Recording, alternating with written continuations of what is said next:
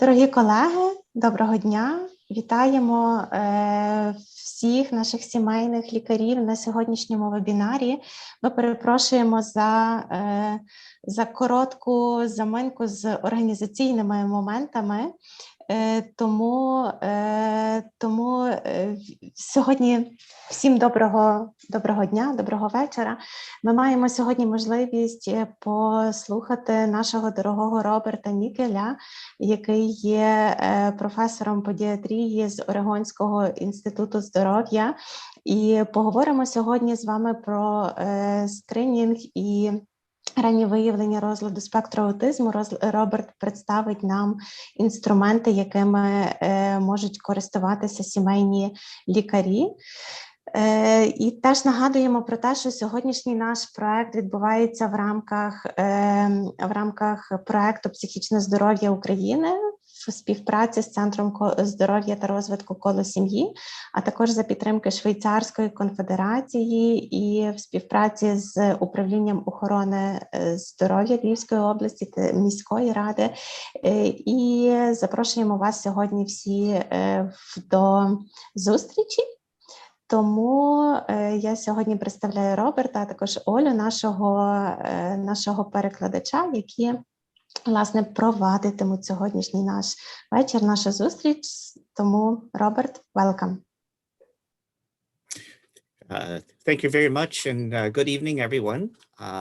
So let's get started. I will go ahead and share my screen. Дякую за представлення, дякую за вступ. Усім доброго вечора. Ми готові почати. Дозвольте мені, будь ласка, вивести на екран презентацію.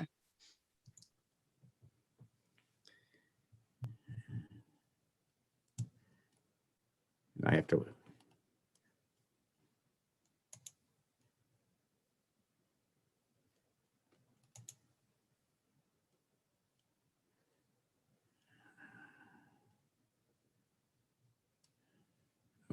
This is what I want.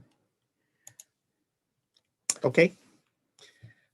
So as you can see, today we're going to be talking about detecting autism. Як ви бачите, сьогодні ми будемо говорити про раннє виявлення аутизму. And for those of you who have been with us in the previous months, this is one of Kim's pictures when she was in grade school. Якщо ви працювали з нами під час попередніх вебінарів, то ви знайомі із Кім. Це одним із малюнків, які вона намалювала ще в школі. So my apologies to everyone. We had a little technical issue on my end, which I think I've solved. Я перепрошую за затримку. Ми трішечки пізніше розпочали, тому що у мене були технічні труднощі. Перепрошую. The first slides are going to be just some review. This one reviews that I am the author of the co-author of one of the Ages and Stages Questionnaire, and I do get royalties in the United States, but not in Ukraine. We will be talking about the ASQ, but it's because it's available in Ukrainian. That's why we're using that. Перші кілька слайдів будуть коротеньким нагадуванням того, про що ми вже говорили раніше. Цей слайд – це нагадування про те, що я є співавтором анкет вікових категорій та стадій, і я отримую роялті у Сполучених Штатах, але не в Україні. Ми будемо використовувати саме цей інструмент для скринінгу, тому що він доступний також українською мовою. And I provide you a list of acronyms, and actually, unfortunately, one of them was translated. The reason I did this is because your alphabet is different than our alphabet, and these acronyms are used throughout these slides, so this is something for you to refer back to. На цьому слайді ви бачите перелік тих акронімів, які ми будемо використовувати в рамках презентації. Чому це важливо? Тому що наш алфавіт відрізняється від вашого алфавіту, і більшість із цих акронімів будуть фігурувати протягом моєї презентації. Таким чином, вам буде легше зрозуміти, що мається на увазі під тим чи іншим скороченням. Okay, and this slide just reviews the 4-month webinar series that we're in the midst of. And as you can see, we've done our overview. We've done children with developmental delay and intellectual disability. And this month, we're doing autism. На цьому слайді ви бачите загальний огляд серії вебінарів, яка триватиме протягом 4 місяців. Ви бачите, що у лютому у нас був загальний огляд, у березні ми говорили про затримку розвитку, порушення інтелектуального розвитку і розлади розвитку мовлення, а сьогодні ми будемо говорити про розлад спектру аутизму. And next month, we'll be talking about screening and identification of children with other mental health and behavioral disorders. А наступного місяця, у травні, ми будемо говорити про виявлення і скринінг дітей, які мають інші проблеми психічного здоров'я та поведінкові проблеми. And so today, for the next almost 3 hours now, this is what we're going to do. I'm going to review last month's highlights. And then as we do every month, we're going to talk about characteristic behaviors of children with autism spectrum disorder. На цьому слайді ви бачите нашу сьогоднішню програму. У нас залишилося трішечки менше 3 годин. Я почну із короткого огляду головних аспектів вебінару минулого місяця. Потім, як завжди, розкажу про характерні моделі поведінки дітей з розладом спектру аутизму. How we can use developmental surveillance to identify kids with autism spectrum disorder in the primary care office. Наступний пункт нашої програми – це те, як ми можемо використовувати спостереження за поведінкою, як ми можемо використовувати певні фізичні ознаки та специфічні характеристики для того, щоб виявити дітей з РСА. Then we'll make recommendations for our screening tools and ages to use them. Надамо рекомендації щодо скринінгових інструментів і найкращого віку для проведення скринінгу. And we'll do some practice scoring one particular screening tool for autism, the MChat. У вас буде можливість відпрацювати обчислення одного конкретного скринінгового інструмента, який називається MChat. Then we'll review the diagnostic evaluation and treatment very briefly. And at the end, if we have time, I'll introduce you to some of the virtual assessment tools that we've had to use during the COVID pandemic. Опісля у нас буде коротенький огляд діагностичної оцінки і лікування. І якщо залишиться час, я вам коротко розкажу про віртуальні інструменти оцінювання, які ми використовуємо у часи пандемії COVID-19. So this is another reminder slide. This kind of the highlights from February and March. Це слайд нагадування. Тут ви бачите головні аспекти наших вебінарів у лютому та березні. So basically, in summary, we recommend doing developmental surveillance at every visit. Ви бачите коротенький підсумок. Ми завжди рекомендуємо проводити спостереження розвитку під час кожного візиту. And that complements using a formal screening tool at certain ages. Таке спостереження доповнює формальний скринінг, який ми проводимо у певному віці. And that leads us to identify kids early and getting them into treatment early. І завдяки цьому ми можемо на ранніх етапах виявити і скерувати відповідних дітей на лікування чи інші послуги. And last month we reviewed some special features that help us identify kids who are having developmental problems. Минулого місяця ми говорили про певні специфічні характеристики, які допомагають нам у виявленні дітей із затримкою розвитку. And we had some, over the last couple of months, we've had practice scoring the 9, 18, and 30 month ages and stages questionnaires.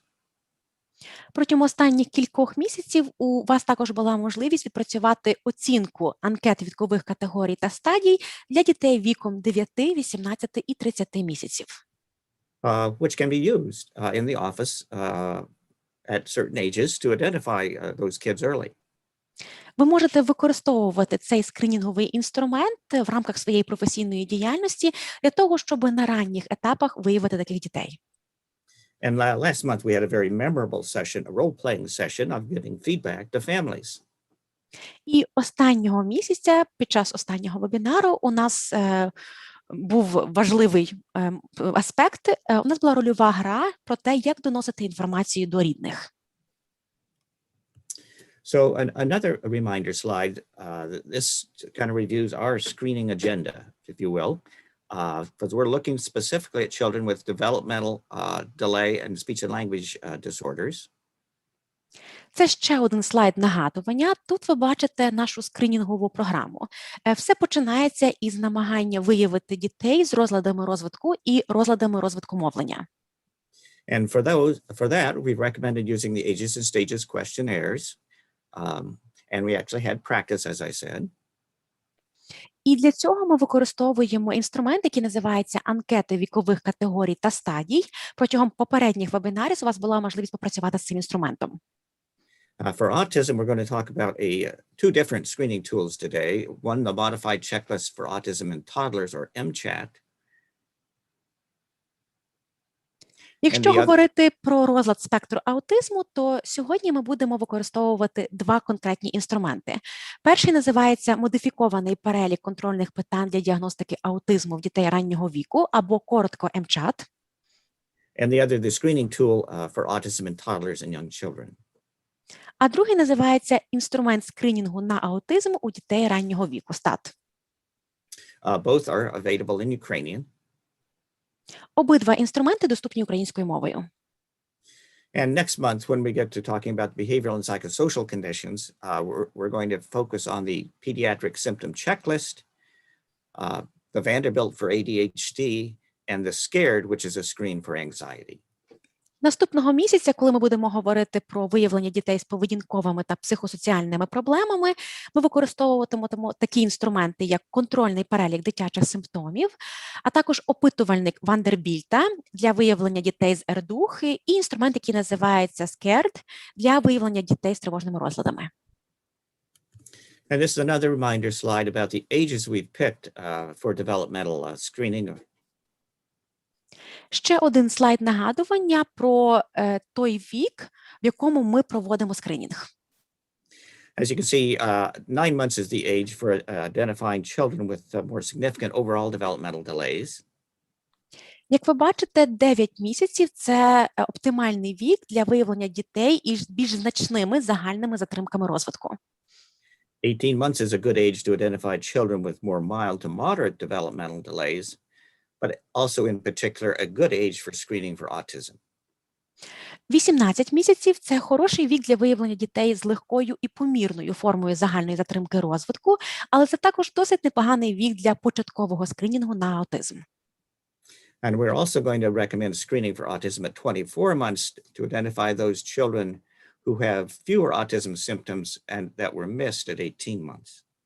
Ми також рекомендуємо проводити скринінг на аутизм у віці 24 місяців для того, щоб виявити дітей з деякими симптомами аутизму, яких ми упустили під час скринінгу у віці 18 місяців. And lastly, we screen kids at 30 months to identify those kids with very mild overall developmental delays that may have been missed previously. І у віці 30 місяців ми проводимо скринінг для виявлення дітей з помірними затримками розвитку, які не були виявлені у віці 18 місяців. And so this is the last reminder slide. And it just presents in a table form the ages that I recommend doing developmental screening and the tools at each age. Це останній слайд нагадування, рекомендований графік проведення скринінгу, в якому віці проводити той чи інший скринінг, і які інструменти ми для цього використовуємо. So as you can see on the table, we're going to be focusing on the MCHAT today. Як ви бачите з цієї таблиці, в рамках сьогоднішнього вебінару ми, зокрема, приділимо особливу увагу інструменту MCHAT. Okay, so now we're going to talk more specifically about autism. And this slide just talks about how do we do developmental surveillance with the idea of autism in mind. Ми готові перейти безпосередньо до теми аутизму. Цей слайд стосується проведення спостереження розвитку для виявлення РЦА. And again, developmental surveillance is this flexible process that you would use at every well-child visit.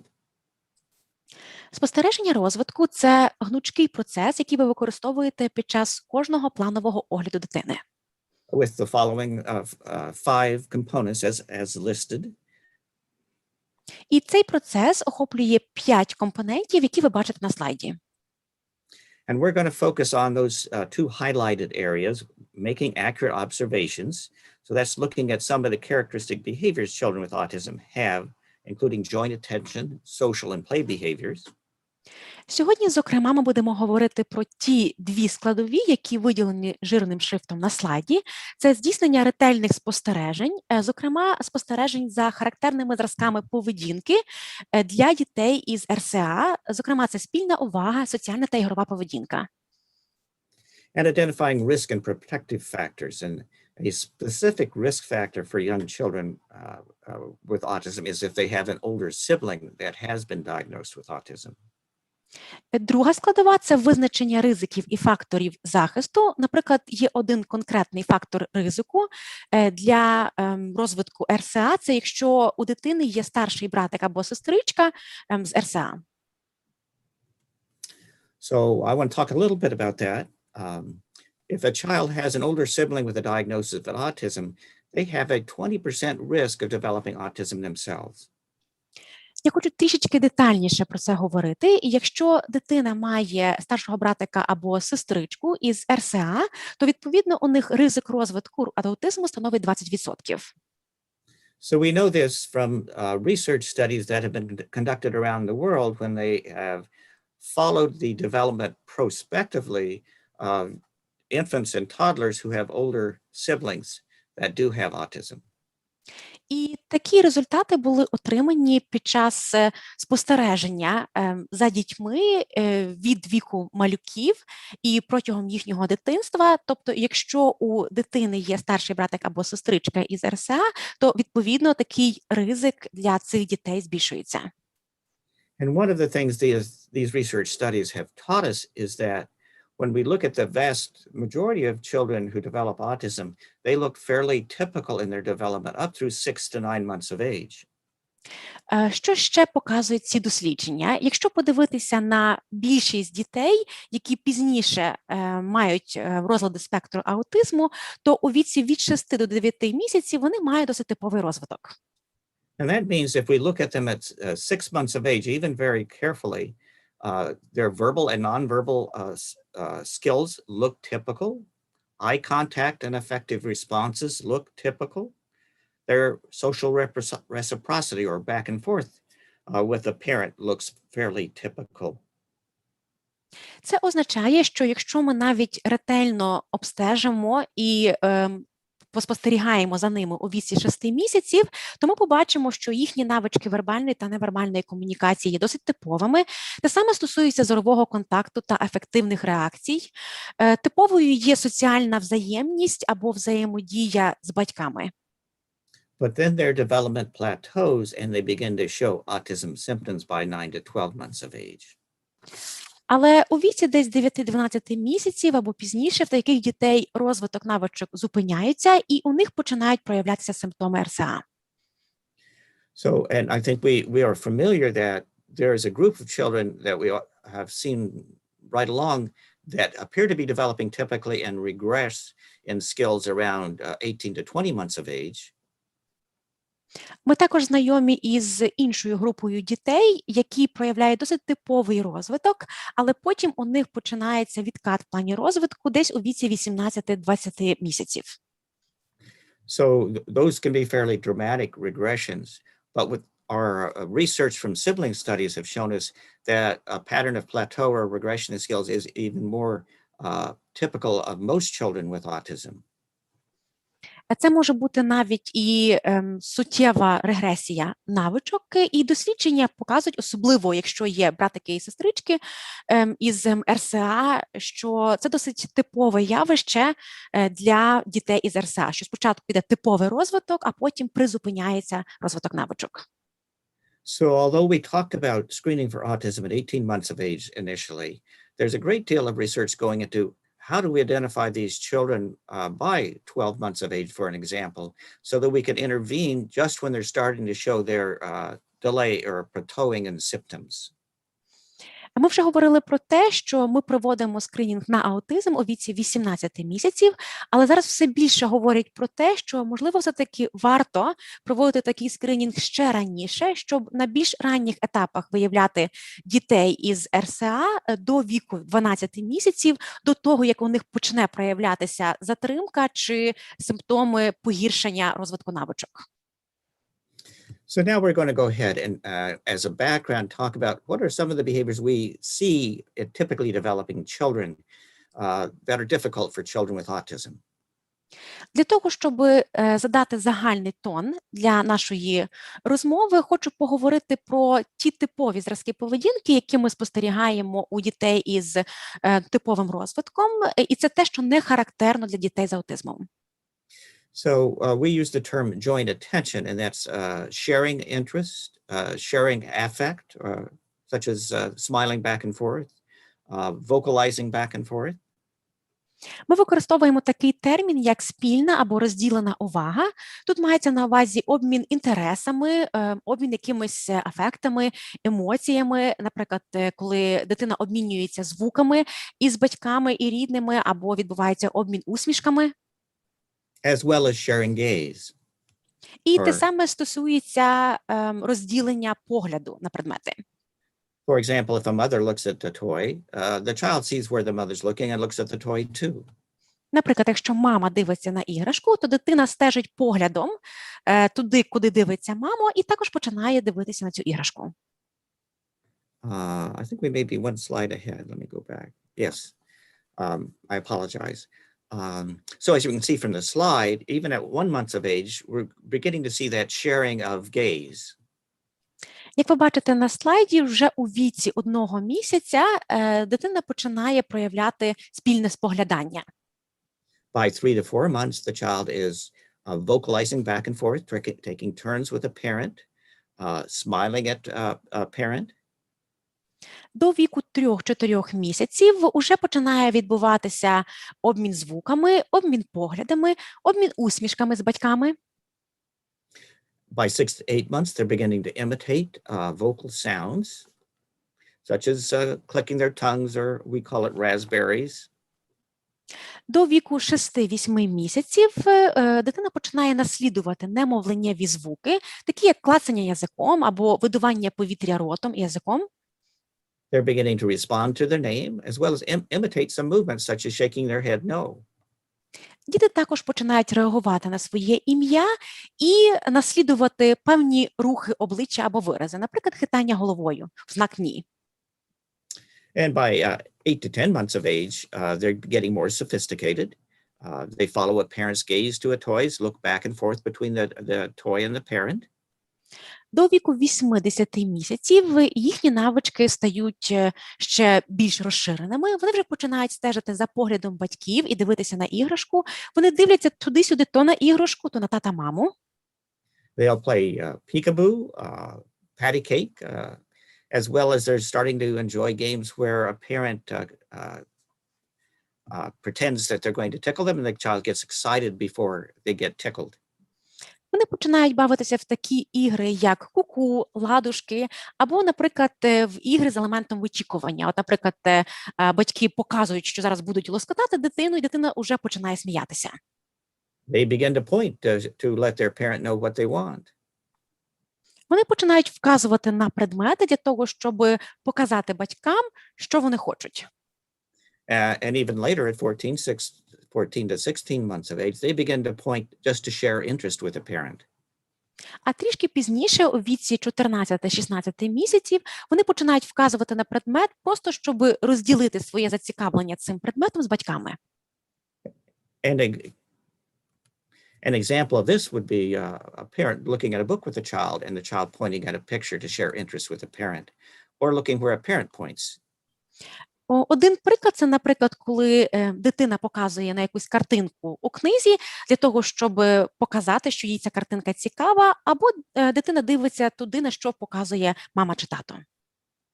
And when they get a little older, they pair their gesturing with their words, such as pointing and saying, look, mom, to share interest in something. А ще в більш старшому віці вони починають показувати якийсь предмет і розділяють своє зацікавлення із батьками. Наприклад, вони вказують на щось і кажуть: «Мамо, подивись». So now we're going to look more specifically at what's hard for children with autism. What are the behaviors that help us identify kids with autism? Зараз ми детальніше поговоримо про те, що складно дається дітям з аутизмом, тобто які характерні моделі поведінки для таких дітей. So this is a list of red flags, if you will, that was put together by our American Academy of Pediatrics that would help you think about, could this child have autism?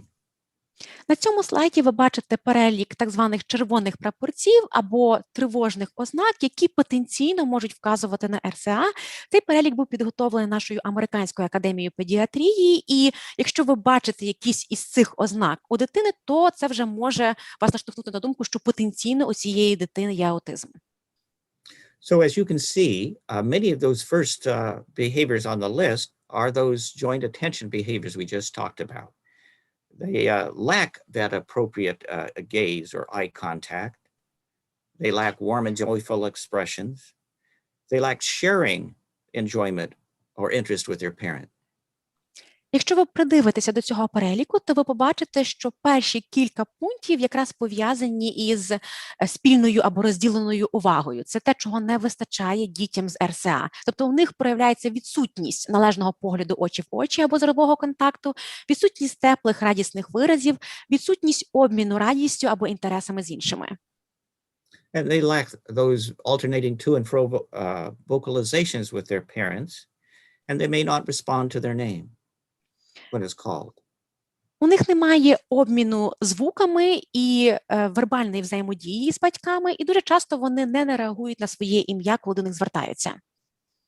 So if a parent raises a concern about one of these behaviors at a well child visit in the first 2 years, you can then think this is potentially a child with autism and use a more formal screening measure like we're going to, the MCHAT, which we'll talk about later. Якщо під час одного із планових оглядів батьки озвучать один із цих червоних прапорців до віку 2 років, то це вже може потенційно вказати на розвиток РСА у дитини, і, можливо, тоді краще використати формальний інструмент скринінгу, зокрема, ті інструменти, про які ми будемо говорити сьогодні. And the other behaviors listed on this list are some repetitive movement, which helps us identify young children with autism, and we'll discuss that more in detail in a little bit, as well as some delay in their speech and language milestones. Ви бачите інші зразки поведінки, які характерні для дітей із РСА. Це повторювані рухи, досить типова ознака дітей раннього віку з РСА. І у таких дітей дуже часто є затримка розвитку навичок мови і мовлення. So now we're going to look at a few videos, and I introduced you to Charles in February, but we're going to go ahead and just take a quick look at his behavior again. Charles is 16 months. Я хочу вам показати кілька відеозаписів. Я вже вас познайомив із Чарльзом. Зараз ще раз подивимося на його поведінку. 16 місяців. Bubble? What happened? One. Here goes my wow. Here it comes. Down. That's so cool. Puppy. Pop, pop, pop. So we're not going to spend a lot of time since you've seen Charles before, but just again, he's a boy who's enjoying himself. He's directing smiles at both his caregiver and the examiner, has good eye contact, looks back and forth. So all behaviors of a typically developing 16-month-old. Я не буду показувати вам весь відеозапис, тому що ви вже мали можливість познайомитися із Чарльзом раніше. Як ви бачите, це дуже радісна, весела дитина. Він отримує задоволення від того, що відбувається. Він підтримує зоровий контакт із піклувальником, із фахівцем, тобто дуже хороший зоровий контакт. Він також стежить за поглядом і за тим, що відбувається. Тобто, по суті, це типовий розвиток для дитини 16 місяців. So when we think about those joint attention behaviors, he's using good eye contact, he's sharing his interest, and he's sharing his enjoyment. Якщо говорити про спільну або розділену увагу, то ми бачимо, що він підтримує зоровий контакт, він розділяє інтереси або зацікавлення, і він також ділиться своєю радістю із іншими людьми. And so you've seen We got one. before, well, he's 17 months. You got it. You got it. There's the bubbles. There's the bubbles. Do you want more? Do you want more bubbles? Ось бульбашки, хочеш ще? You want more? Can you give him? Ethan. Ітане, Rolling them. Maybe somebody will take them. Can you give them to Mama? а можеш дати бульбашки мамі? Give them to Mama. Give them to Mama. Дай мамі. Yeah, if you want to open them. I'll blow them if you want me to. It's up to you. You blow. Можете відкрити ці And so for, бульбашки. again, what we're looking for, again, is eye contact, sharing of interest, sharing of enjoyment. And we don't see that with Ethan. He doesn't look at either his mom or the examiner. He is very interested in the bottle of bubbles. He doesn't appear to be enjoying himself and does not direct smiles or try to share his interest. He's primarily interested in playing with the bottle and watching it roll. Це Ітан, йому 17 місяців, і ми знову ж таки звертаємо увагу на його спільну або розділену увагу. Як ви бачите, він не проявляє такого самого обміну інтересами, радістю, він не зовсім отримує задоволення, він не підтримує зорового контакту ні з мамою, ні з фахівцем, немає обміну усмішками, він не стежить поглядом за тим, що відбувається, він зацікавлений лише ось цією пляшечкою із бульбашками, і його цікавить лише те, як побавитися з цією пляшечкою і як її покотити по столу. So he's a young boy with autism. And now we're going to go ahead and look at a couple more videos that I think you haven't seen before. Тобто Ітан – це маленький хлопчик із аутизмом. Зараз я покажу ще кілька відео, які раніше ми не переглядали. Okay, bear with me, I lost the cursor. Зараз хвильку, я загубив курсор. There it is. So this is Jimmy, who's 22 months. Morrissey, that's really Це Джиммі, йому 22 місяці. Yeah, more like that. That's right. What was that? What is that? Fox. Fox. That's a fox. That's Що це? right. Лисичка? Так, це Well, we know лисичка. what this is. Ти знаєш, що це? Oh, that's a bee. Це пчола. Bunny rabbit. Це зайчик. Так, це зайчик. So now in the chat, if you would just type in the chat what you see with Jimmy when we're, again, thinking about those joint attention behaviors. Again, eye contact, Чи sharing ви interest. можете написати у чаті, а що ви спостерігаєте у поведінці Джиммі? Але з точки зору якраз цієї спільної або розділеної уваги. Все, що стосується зорового контакту, обміну інтересами, радістю і так далі. How did Jimmy do? Як поводить себе Джиммі?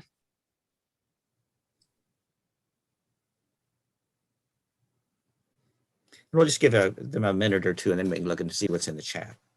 Ми дамо вам буквально кілька хвилин, а потім перевіримо, чи є якісь запитання чи коментарі у чаті. I'm assuming they can type in the chat. Yes? Я сподіваюся, що є можливість набирати коментарі у чаті.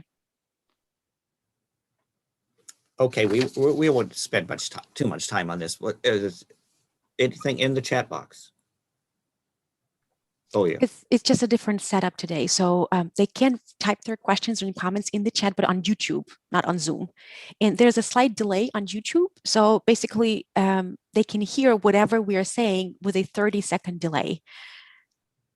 Oh, I see. But I cannot see anything in the chat right now. Okay, well, we'll just go ahead and so we may not use the chat as much then today. Шановні учасники, оскільки сьогодні ви слухаєте нас по Ютубу, у вас є можливість набирати запитання і коментарі у чаті на каналі в Ютубі. Ми будемо слідкувати за цим чатом, але, напевно, враховуючи трішечки інший формат сьогоднішнього вебінару, ми не будемо настільки часу приділяти чату, але якщо у вас виникають запитання, будь ласка, їх пишіть, ми будемо за ними стежити. So Jimmy showed a good deal of I can already see some answers that there's no enjoyment. There is an eye contact, and he's interested in the process. Yes. He doesn't look as much as his mom, but he does look at the examiner very frequently. He points at pictures and then looks at the examiner. So he's sharing his interest. We don't see a lot of smiles, but he seems to be enjoying himself. So Jimmy is a typically developing boy. Я зачитала для Роберта коментарі із чату. Одна учасниця написала, що радості немає, є зоровий контакт, зацікавлений процесом. І Роберт погоджується, він каже, ну так, він отримує задоволення від того, що відбувається. Не так часто, в принципі, дивиться на маму чи на терапевта, але коли щось показує, чи йому щось показує, то тоді він дивиться на терапевта для того, щоб розділити свою радість і своє зацікавлення. Тобто, по суті, Джиммі – хлопчик із типовим розвитком. So now we're going to look at Ryan, who's just a little bit older than Jimmy. He's 24 months. Зараз ми подивимося на Райана. Він трішечки старший, ніж Джиммі, йому 24 місяці.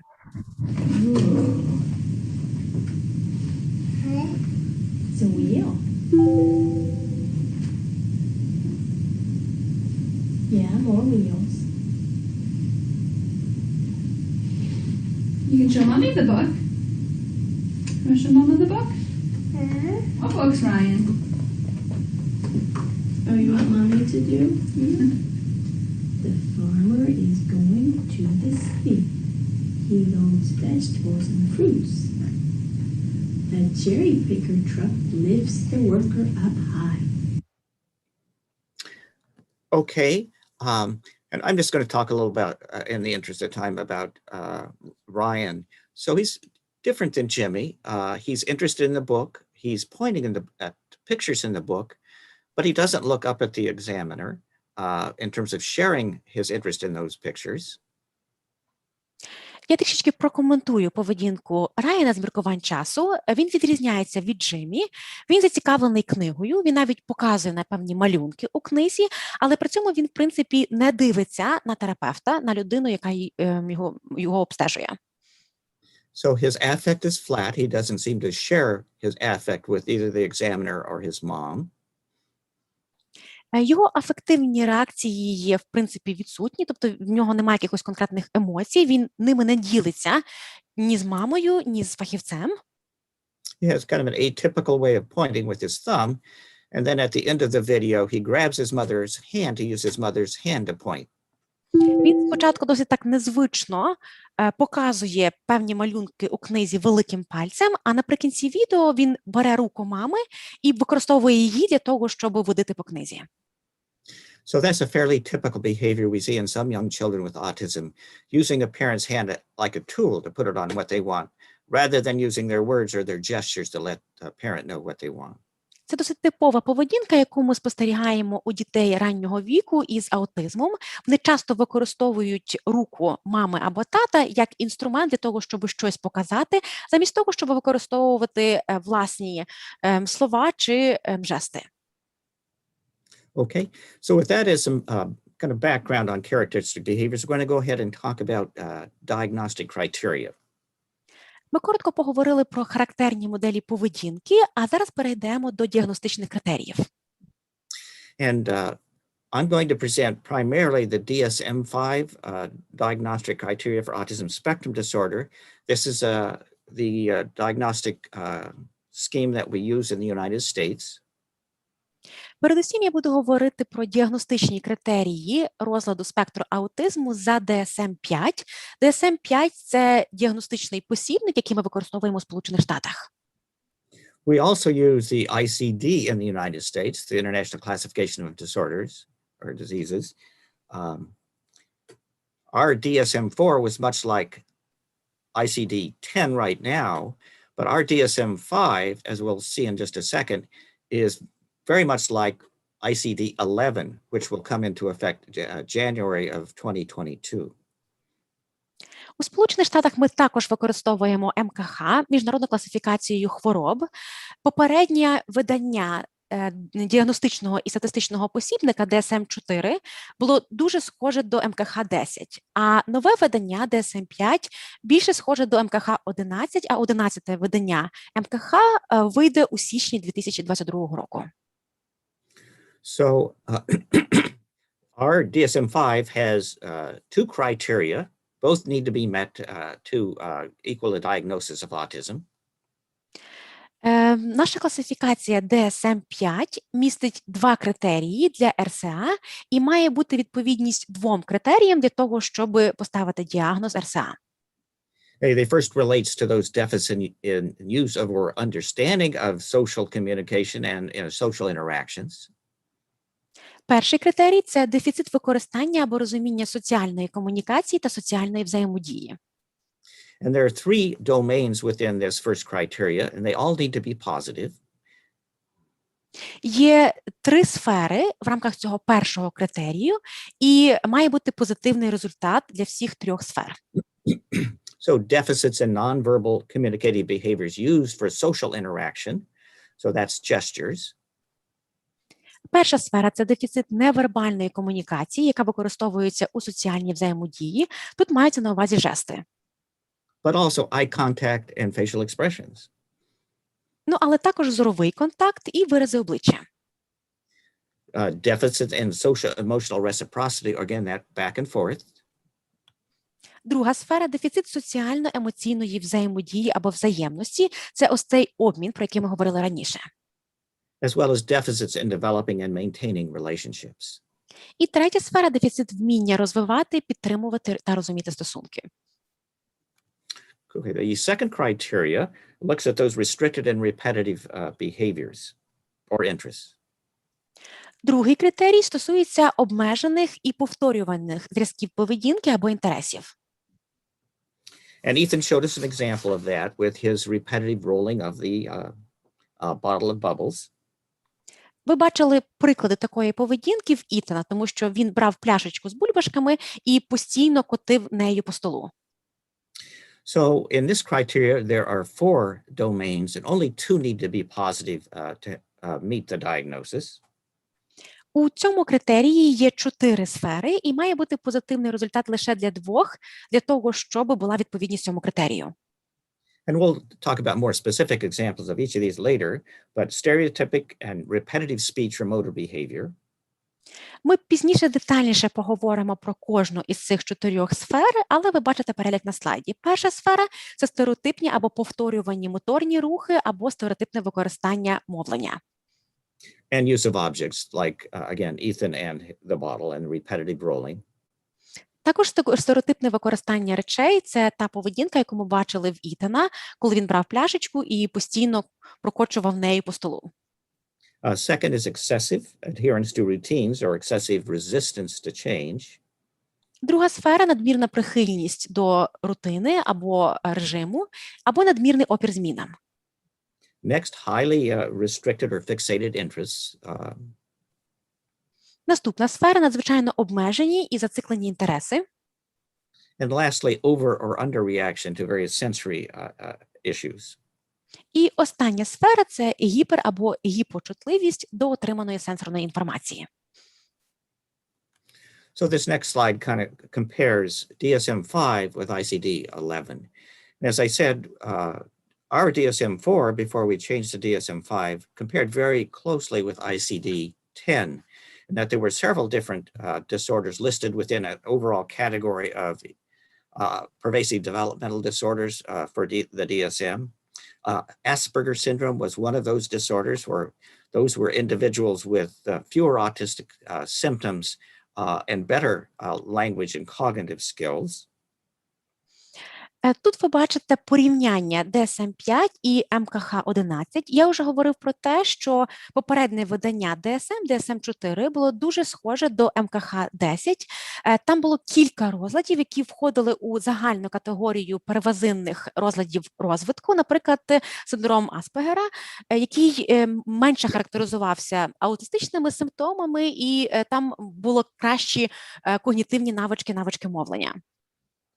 So for the DSM-5, all those different diagnoses are gone, and we just have one diagnosis now, autism spectrum disorder. So we no longer talk about individuals having Asperger's disorder. Якщо говорити про DSM-5, то зараз всі ці розлади входять в один єдиний діагноз – це розлад спектру аутизму, тобто у нас вже немає всіх інших окремих розладів або діагнозів, наприклад, синдром Аспергера. And the same will be true for ICD-11 when it becomes in effect in January of this coming year. І те саме буде стосуватися МКХ-11, коли ця класифікація вийде в світ у січні наступного року. So both the DSM and the ICD will have only one diagnosis, autism spectrum disorder. Тобто в обидвох класифікаціях буде лише один діагноз – розлад спектру аутизму. And each of them will have just the same two criteria. І в обох класифікаціях для цього діагнозу буде лише два критерії. The difficulties with social interaction and relationships, as well as those restricted and repetitive behaviors and interests. Перший критерій стосується труднощів соціальною взаємодією і розвитком стосунків, а другий – це обмежені та повторювані види поведінки. Both will include sensory behaviors as a domain. Обидві класифікації будуть охоплювати сенсорну поведінку як сферу розвитку, And both will include specifiers that allow us to identify whether children also have intellectual disability, also have a language disorder, or also have other conditions like ADHD. і в обох класифікаціях будуть певні специфікатори або уточнення для того, щоб ми знали, чи у цих дітей є також і інші розлади або порушення, наприклад, порушення інтелектуального розвитку, розлади розвитку мовлення або інші розлади на кшталт РДУХ. One of the significant differences is that the DSM-5 requires a certain number of domains to be positive to meet a diagnosis. As I said in criteria A, all three need to be positive, and criteria B, two of the four need to be positive. Відмінність між DSM-5 і МКХ-11 полягає в тому, що у випадку DSM-5 є певна кількість сфер, які мають бути присутні або які мають отримати позитивний результат для того, щоб поставити діагноз РСА. Ви пам'ятаєте, що в критерії А усі три сфери мають бути присутні, всі три ознаки, а в критерії Б – 2 із 4. ICD-11 does not do that. They do not require a certain number of domains be positive for the criteria to be positive. У МКХ-11 такої вимоги немає, тобто не обов'язково, щоб були присутні усі ознаки в рамках критерію для того, щоб цей критерій отримав позитивний результат. This is a much more flexible approach and works well with experienced examiners. МКХ-11 використовує більш гнучкий підхід, який, в принципі, досить добре працює при застосуванні досвідченими фахівцями. On the other hand, I've emphasized DSM-5 and having the structure of so many domains needing to be positive to help those less experienced learn the characteristic behaviors and thus make more accurate diagnoses. З іншого боку, класифікація DSM-5, напевно, буде простішою у використанні менш досвідченими фахівцями, тому що вони будуть мати чітку структуру і будуть конкретно знати, яка кількість ознак має бути присутня для того, щоб оцінити той чи інший критерій як позитивний, як присутній. Відповідно, їм буде легше відслідкувати і відзначити характерні моделі поведінки. Okay, and this just is a rundown of the different the ways that ICD-11 categorizes autism spectrum disorder with intellectual disability or with language impairment. На цьому слайді ви бачите різні категоризації розладу спектру аутизму в МКХ-11. Тобто це може бути РСА з розладом інтелектуального розвитку і порушеннями функціонального мовлення або без них. So as you can see, the top of the list is a child that has autism but does not have a disorder of intellectual development and with very mild or no impairment in language development. Наприклад, першим у списку ви бачите дитину, яка має аутизм, але без розладу інтелектуального розвитку і без порушень функціонального мовлення або з дуже м'яким порушенням. And then they compare either the presence or absence of intellectual disability, mild or moderate impairment in language, or absence of functional language for the other different types. І ви бачите, що є різні інші підтипи РСА з розладом інтелектуального розвитку і з порушеннями функціонального мовлення, або з розладом інтелектуального розвитку, але без порушень функціонального мовлення і так далі. If you will, these are not so specific subtypes, but they are just allowing us to identify children who have significant intellectual disability along with their autism spectrum disorder, and children who have a specific level of language impairment along with their autism spectrum disorder. Такі підтипи є досить корисними і помічними, тому що ми можемо виявити дітей, які мають аутизм і при цьому мають якісь розлади інтелектуального розвитку або порушення функціонального мовлення і у поєднанні із РСА. So let me show just a couple more slides, then we'll stop to see if there are any questions before we talk more about specifically about screening for autism spectrum disorder. Я буквально покажу ще кілька слайдів, а потім зроблю паузу для того, щоб перепитати, чи є наразі якісь запитання, і потім ми вже перейдемо безпосередньо до скринінгу аутизму. And so this slide just gives some more specific examples of what we would look for as key behaviors to help identify young children with autism spectrum disorder in that first criteria, criteria A.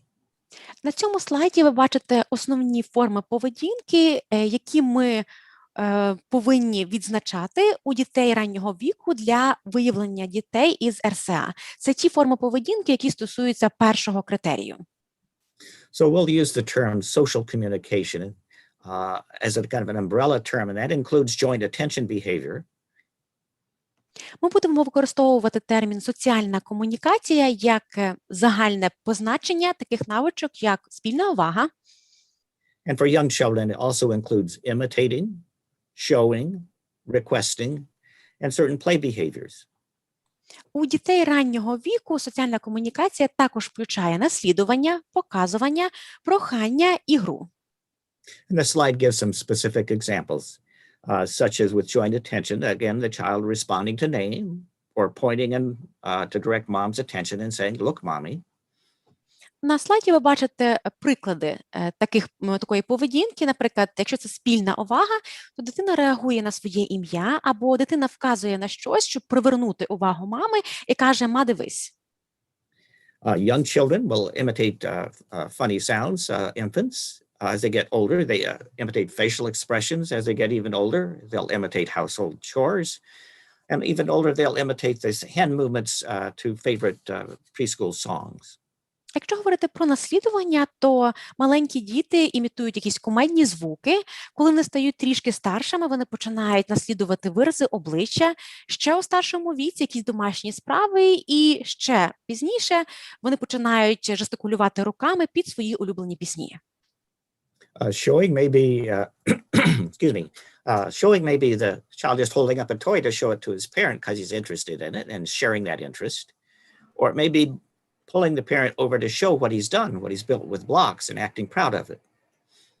Під показуванням мається на увазі, що дитина показує той предмет, який для неї є цікавим, для того, щоб розділити своє зацікавлення із батьками, або дитина може просто потягнути за руку маму, тата, показати, що зробила, і показати, що вона пишається своїм досягненням. And requesting would be a child handing a glass to his mother, looking at his mother and saying more. Прохання. Наприклад, дитина простягає склянку мамі, дивиться на маму і каже «ще». And with play, we're looking at, again, back and forth aspects of play. So back and forth vocalizations, turn taking, such as rolling a ball back and forth. Під ігровою поведінкою мається на увазі обмін чи то звуками, чи то почергова гра, наприклад, коли ви котите м'яч дитині, і дитина повертає вам м'яч у відповідь.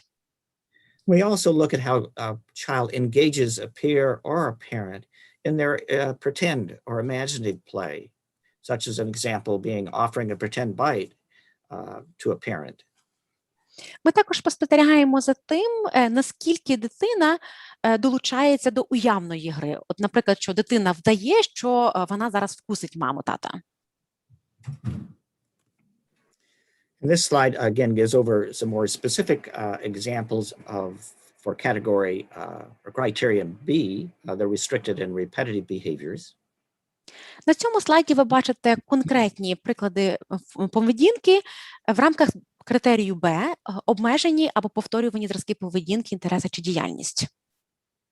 So these are behaviors that are over-exaggerated or rarely seen in typically developing children. Це ті зразки поведінки, які дуже рідко зустрічаються у дітей із типовим розвитком, або якщо і зустрічаються, то більше як гра або перебільшення. I zoomed ahead. So as you can see from the slide, that they're physical behaviors that we're probably very familiar with. Children who walk on their toes all the time, flap their hands when they're excited, like spinning or rocking, and may pace back and forth in a certain pattern.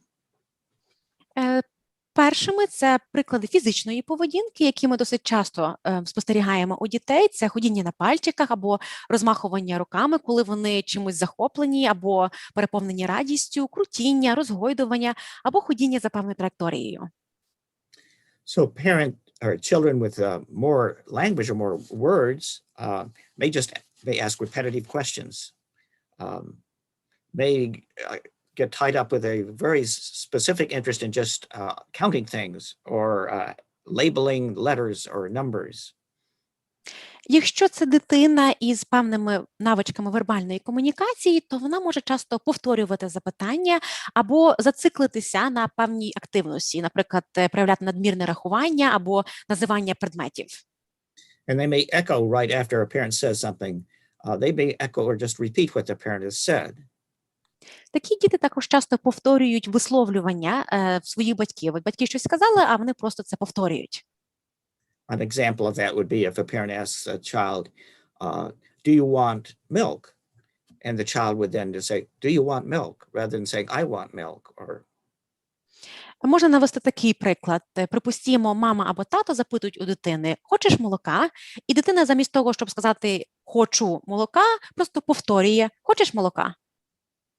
And children with a good deal of language may just borrow scripts from video games or TV and use that rather than their own words. Якщо діти мають хороші вербальні навички, то вони можуть навіть повторювати цілі висловлювання із телепрограм і відеороликів, замість того, щоб описувати щось власними словами. So routines are very important to young children with autism, and bedtime is a good example. Oftentimes, they may require things in a certain sequence, or parents to read a certain number of books at bedtime. Повторювані рутинні процедури – це ще одна характеристика дітей із РСА. Наприклад, засинання. Тобто є певні рутинні процедури, які повинні відбуватися у тій чи іншій послідовності перед сном. Наприклад, потрібно прочитати певну кількість певних книг. They may have difficulty with food textures, or food may need to come out of a certain box, or they may need to sit at a certain place to eat their meal. У них часто є проблеми із прийомами їжі, тобто їжа має бути певної консистенції, або має бути певна подача їжі, наприклад, страви чи продукти потрібно виймати із певної коробки, або прийом їжі має відбуватися лише у конкретному місці. They may have marked difficulty with change, such as if a parent makes an unexpected errand when they're out in the car, or if there's a new child in their preschool.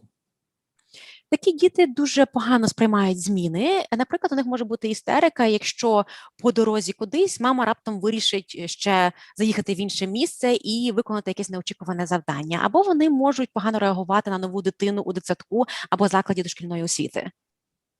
And they may have very restricted and narrow interests, such as numbers and letters, trains, dinosaurs, and this may be the only thing they will play with or talk about. And then children with more language may have unusual interests like flags of the world. Такі діти мають обмежені або вузькі інтереси, наприклад, лише числа і букви, або лише потяги, динозаври, тобто це єдині іграшки, з якими вони будуть бавитися. Якщо дитина має хороші навички вербальної комунікації, то вона може бути зациклена, скажімо, на прапорах світу. And perhaps the sensory behaviors we may be somewhat more familiar with, children who get stuck watching things that spin, light up, or make a lot of noise, repetitively pushing the button so the toy does it again. Якщо говорити про приклади сенсорної поведінки, то це може включати зацикленість на іграшках, які загоряються або крутяться. Дитина може сидіти і по 100 разів натискати на кнопку для того, щоб іграшка знову загорілася або почала крутитися. But it also may be other sensory behaviors, such as exaggerated reaction to loud noises, the need to feel things, different textures, running their hands along different textures, or repetitively curling a parent's hair. Ця сенсорна поведінка може проявлятися також у надмірній реакції на гучні звуки, або, припустимо, їм важливо на дотик відчути якийсь предмет. Вони можуть навіть постійно бавитися волоссям батьків для того, щоб відчути його на дотик, щоб мати відчуття текстури. So I want to show a couple of videos now to emphasize some of the things we just talked about, and then we'll stop and see if there are questions. Я хочу показати кілька відеозаписів для того, щоб ви наочно побачили деякі з тих зразків поведінки, про які я щойно говорив, а потім я зроблю паузу для того, щоб запитати у вас, чи є якісь запитання і коментарі. Okay, I lost the cursor again. Where to go? Я знову загубив курсор. Okay, this is Basahan, and he's 33 months. Це Басахуан, йому 33 місяці. Can you hear his mother?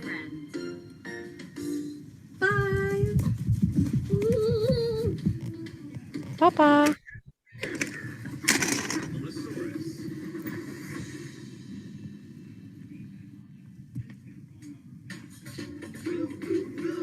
So they're playing the game, and she's asking him to pick up these 6 has the thing tokens under, that yep. have numbers written on them, and the correct number of dots on the other side. Ви бачите самі ось ці кубики, там намальовані цифри, а з іншої сторони кількість цяток, яка позначає цю цифру. All right, 6. So she's asking him to put them in an order, so he needs to find the right block and put it in the container. Ці кубики розміщені у певному порядку, і він їх повинен поскладати також у певному порядку. Наприклад, вона зараз його просить знайти шестірку.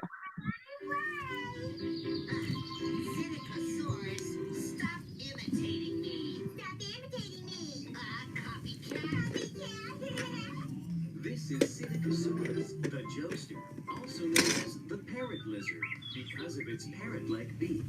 Hi, everybody. What do you want to play today?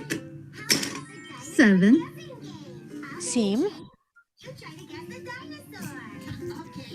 I'm All right. good at that game. It's going to be hard to beat me. We'll see. 8. 8. How many is on there? Turn it. Count them. Count them. 1, Порахуй. 3, 4, Скільки там 5, цяток? 6, 1, 2, 3, 4, 5, 6, 7, 8, 9. 9. Next one. Hold on, Braxton. 9. Boy, try 9. everything. Why so ugly? She's not. Why do I have Ready? that are useless? Let's count. What's wrong? 1. Порахуємо. Number 10. Of my horn. Good job. Це 10. Молодець. She's awful. Good job. Тепер все готово. Молодець. Okay. So I'm going to show the other video, which is also of Basahan, and then we'll talk about them. Зараз я вам покажу ще один відеозапис Басахуана, і потім ми поговоримо про обидва відео. And what you're going to see is this poster has all the planets in the solar system, and they're going to play a game with him identifying the different planets. Що ви зараз побачите у цьому відео? Тут ви бачите плакат із усіма планетами сонячної системи, і вони зараз будуть бавитися у гру, йому потрібно буде ідентифікувати конкретні планети. Марс. Good job. Saturn. Молодець. Сатурн. Good boy. Jupiter. Хороший хлопчик. Юпітер. Good job. Uranus. Молодець. Good boy. Mars. Уран. Марс. Venus. Show me Venus. Good boy. Mercury. There's the moon. Меркурій. Yeah. There. What about Earth? Where's Earth at? А де Земля? Good job. Молодець. And Neptune. Do Neptune. It's the Нептун. last one. Це вже останній. Знайди Нептун. Last one. Останній. Okay, so let's stop there and let's see what your comments are about Basajuan and his skills, which are very interesting, as well as, again, thinking social communication, which is sharing interests, sharing eye contact, directing mom's attention, as well as thinking about what did we see, were there some restricted and repetitive behaviors that might help us understand Basajuan's behavior or development. Що можна сказати про поведінки Басахуана? Нас передусім цікавить його соціальна комунікація. Це те, що включає зоровий контакт, обмін інтересами, радістю, якимись емоціями.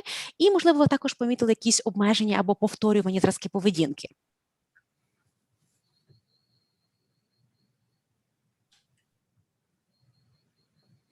And I would add this mother works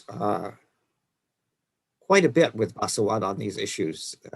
She initiates a good deal of play with him in a very structured way of playing with him.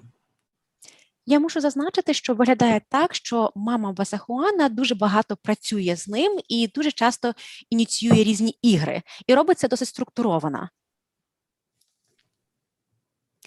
There's one question in the chat. Can we add to the list of red flags or special features the fact that a child doesn't want to let his hair be cut? That the child exhibits fear and responds in a negative way?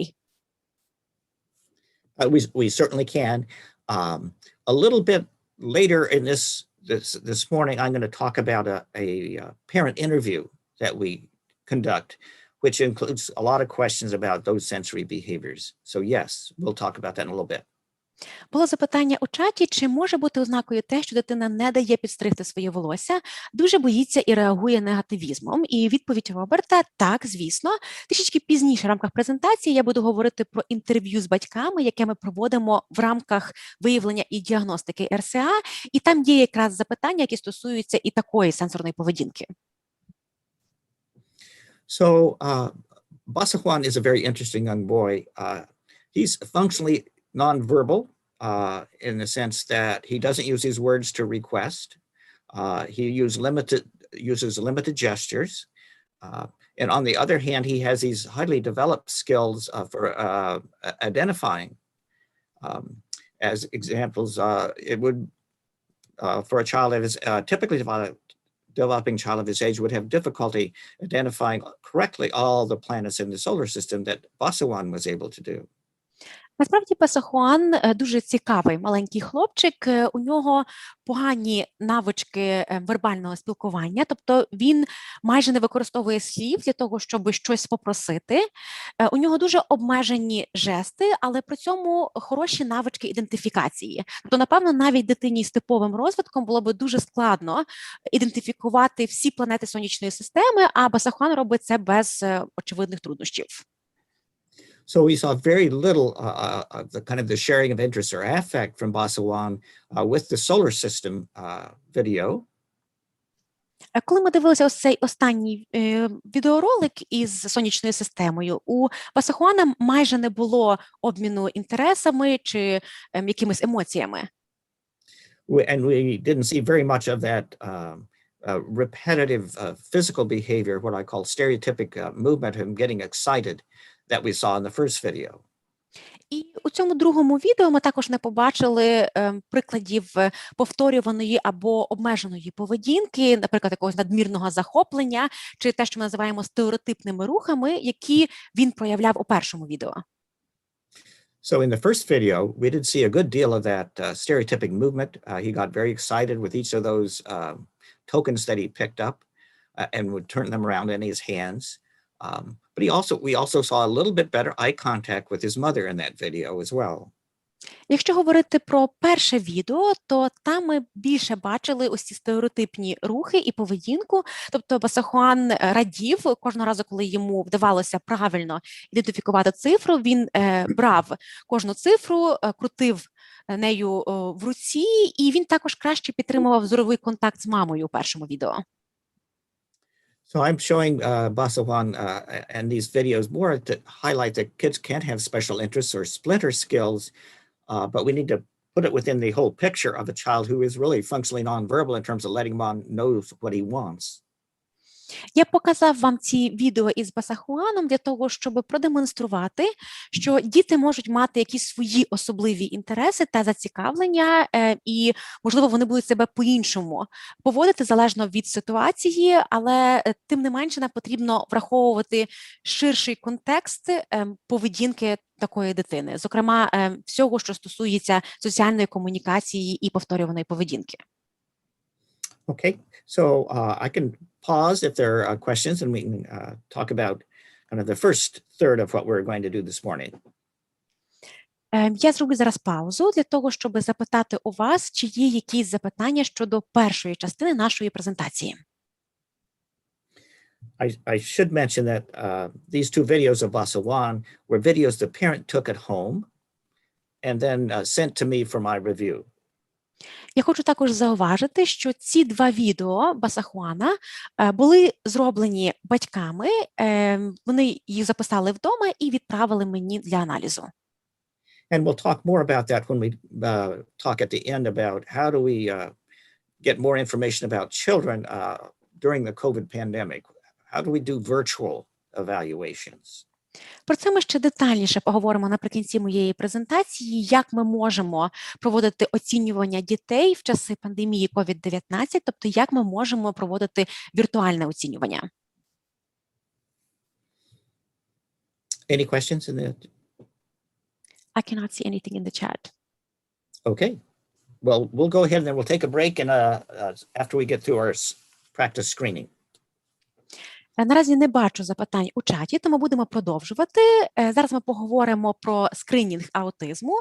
Буде частина, яка стосуватиметься відпрацювання обчислення різних інструментів, і потім ми зробимо невеличку перерву. And I guess as a reminder, this slide is all about the Ages and Stages Questionnaire. It's a general developmental questionnaire. And in terms of screening for autism, we're going to talk about both the ASQ, but we'll also talk about targeted screens for autism. Це, знову ж таки, слайд нагадування про анкети вікових категорій та стадій, ASQ. Це інструмент для оцінювання загального розвитку. Його також можна використовувати для виявлення дітей з РСА, але про це ми поговоримо трішечки пізніше. І також будемо говорити пізніше про цільовий скринінг на аутизм. And this slide just reviews information about the ASQ, which you've seen before. So I'm going to move on and we'll talk about the targeted screens. На цьому слайді ви бачите загальну інформацію про інструмент ASQ. Про це ми вже говорили під час попередніх вебінарів, тому не буду вдаватися в деталі. Перейду безпосередньо до цільових скринінгових інструментів. So those of you who were with us in February will remember that we talked about a level 1 screen and a level 2 screen. So the level 1 is used with all kids at a certain age in your practice. Якщо ви брали участь у нашому лютневому вебінарі, то ви пам'ятаєте, що ми говорили про скринінг першого рівня і скринінг другого рівня. Скринінг першого рівня – це скринінг, який проводиться з усіма дітьми у певному віці. And I've listed several there, but we're going to focus on the MCHAT, or the Modified Checklist for Autism in Toddlers with a revised and follow-up interview. Я перелічив на слайді кілька таких скринінгових інструментів першого рівня, але сьогодні ми зосередимо увагу на інструменті MCHAT. Це модифікований перелік контрольних питань для діагностики аутизму в дітей раннього віку, переглянутий з версією для повторного проведення. I'm also going to talk a little bit about the social communication questionnaire, which has been used both as a level 1 screen and as a level 2 screen. Я також коротенько поговорю про опитувальник соціальної комунікації, який використовується як скринінг першого рівня, так як і скринінг другого рівня. And the level 2 screen we're going to talk about a little bit, and actually some of you may have participated in a specific training on this stat in the past, is the screening tool for autism in toddlers and young children. Якщо говорити про скринінг другого рівня, то я коротко зупинюсь на інструменті скринінгу на аутизм у дітей раннього віку, або СТАТ. Можливо, дехто з вас брав участь у нашому окремому семінарі, який був присвячений саме цьому інструменту. The other test I've listed there, the RITA-T, is a relatively new interactive play-based assessment that I'd be happy to answer questions about later if there are questions that come up. We're going to focus on the STAT. Є ще один інструмент, який я включив у перелік скринінгових інструментів другого рівня. RITA-T – це інструмент, який з'явився досить недавно. Це ще один інтерактивний скринінговий тест на основі спостереження за ігровою поведінкою. Я не буду детально про нього говорити в рамках своєї презентації, а якщо будуть якісь конкретні запитання, готовий на них відповісти. В рамках своєї презентації я буду робити акцент саме на інструменті STAT. Okay, first I want to make a few comments about the social communication questionnaire. Передусім, хочу коротенько розказати про опитувальник соціальної комунікації. There have been a number of questionnaires developed to help identify young children or all children with autism. Насправді, останнім часом з'явилося кілька опитувальників або анкет, які використовуються для того, щоб допомогти у виявленні дітей раннього віку із РСА. The SCQ was developed by the authors of a couple of other nationally and internationally prominent assessments, the ADOS and an interview related to the ADOS called the Autism Diagnostic Interview. Опитувальник соціальної комунікації, або використовується англійська абревіатура SCQ, це скринінговий інструмент, який був розроблений авторами інших міжнародно визнаних і відомих інструментів оцінювання, таких як ADOS і інтерв'ю для діагностики аутизму.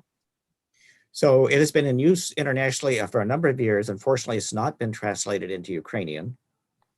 Цей інструмент використовується на міжнародному рівні уже кілька років, але, на жаль, наразі він не перекладений українською мовою. And it's primarily been used for children 4 and older, although there is some research that looks at it, how well it does identifying children younger than 4. Здебільшого цей опитувальник використовується для дітей віком 4 роки і старше, але зараз проводяться дослідження для того, щоб зрозуміти, чи ефективний цей інструмент для виявлення дітей з РСА у молодшому віці.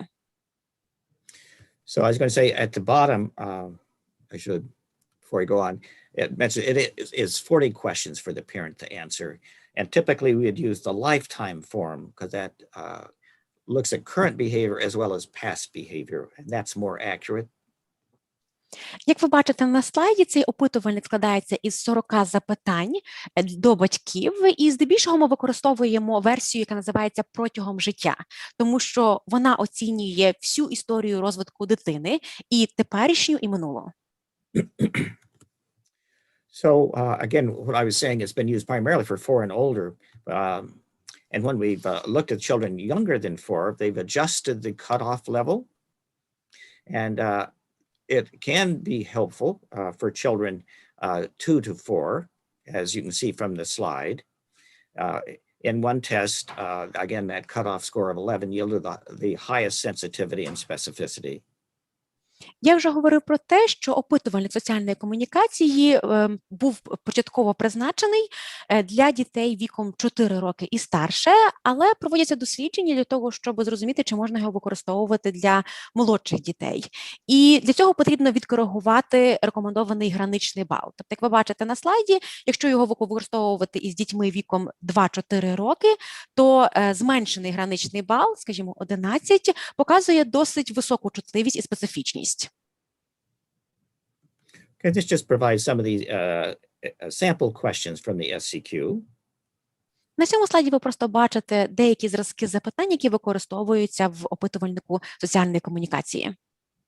And as an example, on the first question, is your child now able to talk using short phrases or sentences?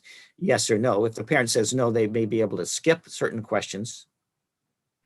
Наприклад, перше запитання, чи може дитина говорити, використовуючи короткі фрази або речення? Якщо батьки дадуть відповідь «ні», то тоді можна опустити деякі інші запитання. But if they say yes, they may get additional questions such as, can your child have a to and fro conversation?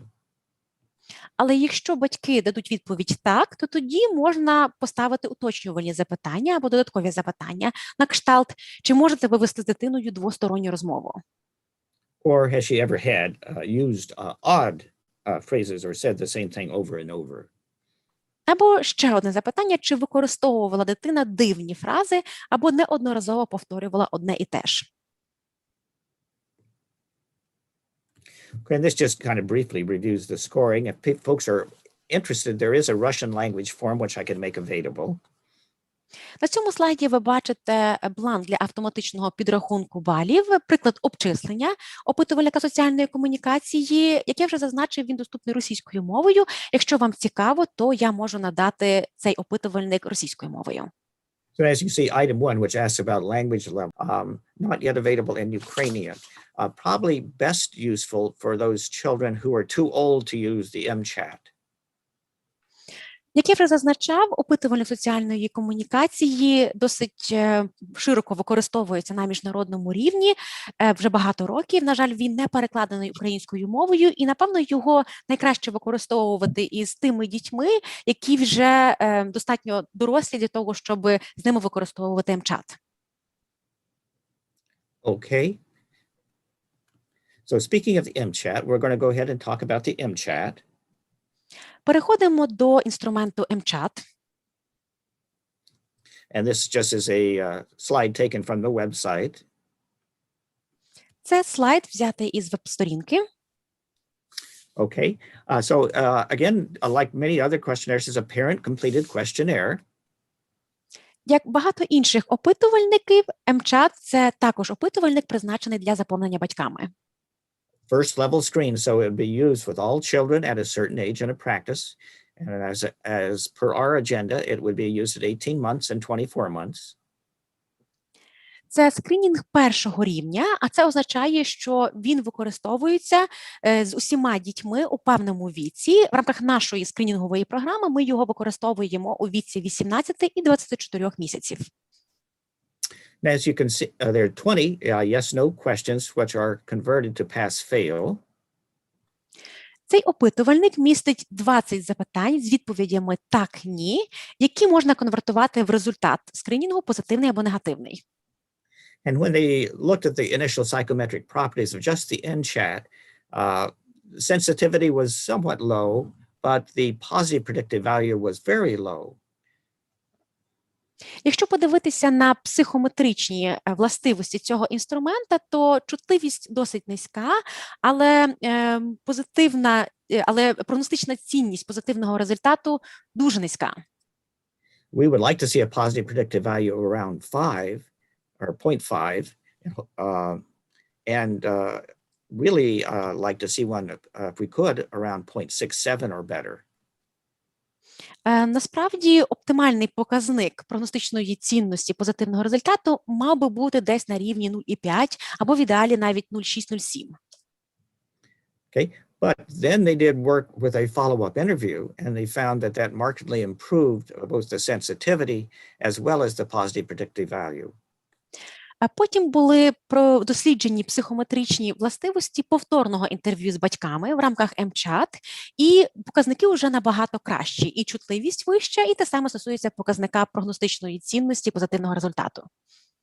Okay, and now the positive predictive value is about 0.5, which is where we'd like to see it at 0.5 or above.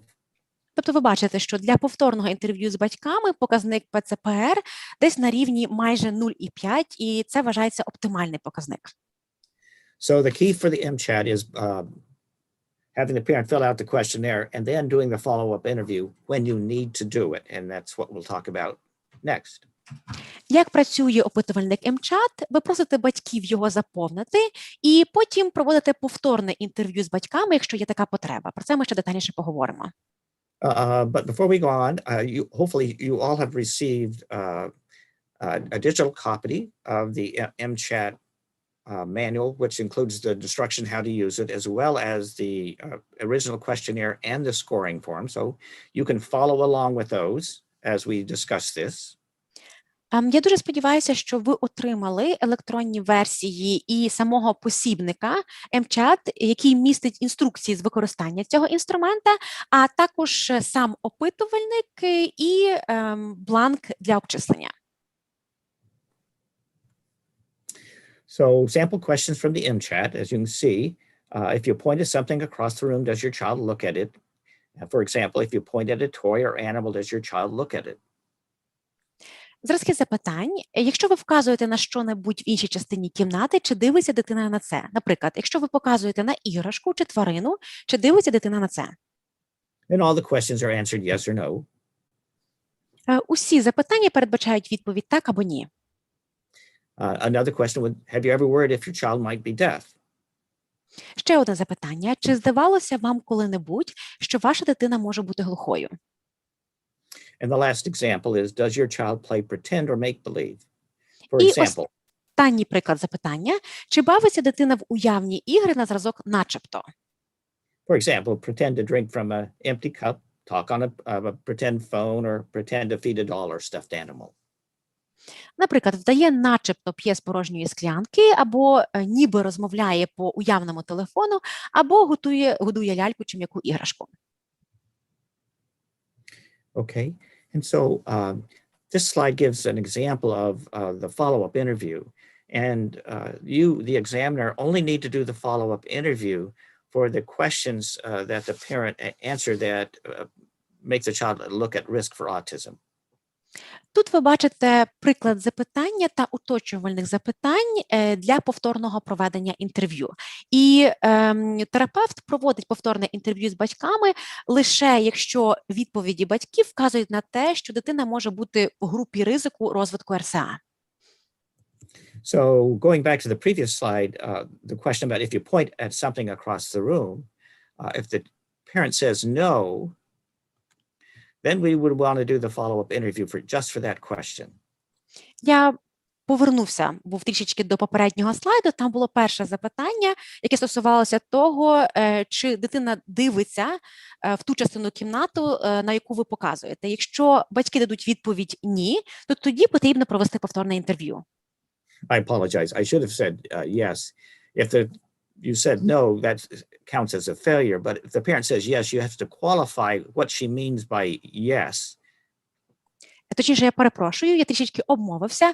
Мається на увазі, що якщо батьки відповідають так, тобто якщо батьки відповідають так, то потрібно уточнити, а що саме мається на увазі під їхньою відповіддю так. And so then you ask, please give me an example of how he or she will respond if you point at something.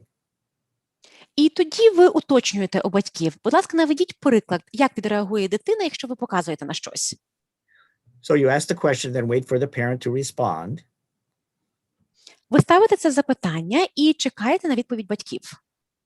And so this slide lists the past examples. So does he look at an object, point to an object, look and comment on an object, look if you point and say, look. На цьому слайді ви бачите приклади відповідей, які отримують результат «відповідає». Дивиться на предмет, показує на предмет, дивиться і коментує, дивиться на те, що ви показуєте, і каже «поглянь». So if the parent does not say one of these, then you need to ask each of these individually, because these are the four issues that will get the child a pass for this question. Якщо батьки не надають таких прикладів, то ви повинні пройтися по них окремо із батьками, тому що це, по суті, ті 4 пункти, які для нас є важливими для успішного проходження тесту. You can further clarify again if the parent answers no to that question, you ask, if your child points to something, what does your child typically do? Якщо батьки дадуть відповідь «ні» на перше запитання, яке стосується вказування на предмети, ви тоді ставите уточнювальне запитання. Якщо ви показуєте на щось, що зазвичай робить ваша дитина. And those are the fail examples that you see listed. Does he or she ignore you, look around the room randomly, or look at your finger? І тут ви бачите приклади тих зразків поведінки, які будуть означати позитивний результат. Тобто дитина ігнорує вас, розглядається навколо безцільно або дивиться на ваш палець.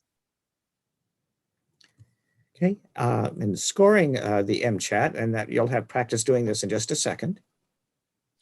Коротенько про обчислення інструмента MChat. Через хвильку у вас буде можливість попрактикувати. So a parent's answers on the questionnaire are then converted to pass-fail on the scoring form, Відповіді батьків перетворюються на результат відповідає, не відповідає, або пройшов, не пройшов у бланку обчислення. so a no response typically converts to a fail except for 3 items.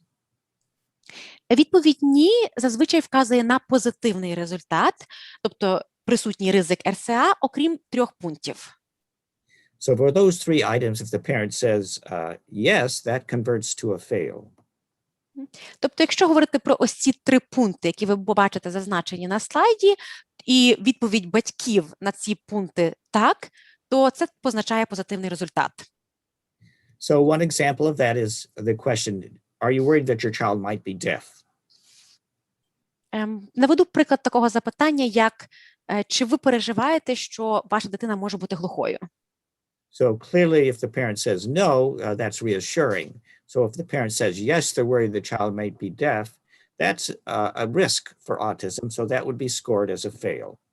Ви розумієте, чому відповідь «так» на це запитання позначає позитивний результат. Тому що якщо ви запитаєте, чи ви переживаєте, що ваша дитина може бути глухою, і батьки скажуть «ні», то, відповідно, це ознака того, що все добре. Якщо ж батьки скажуть «так», що вони переживають, то це вже може вказувати на ризик РСА. So of the 20 questions, and thus potential to have 20 fails, if the total score is 0 to 2 fails, that's low risk. Ви пам'ятаєте, що опитувальник складається із 20 запитань.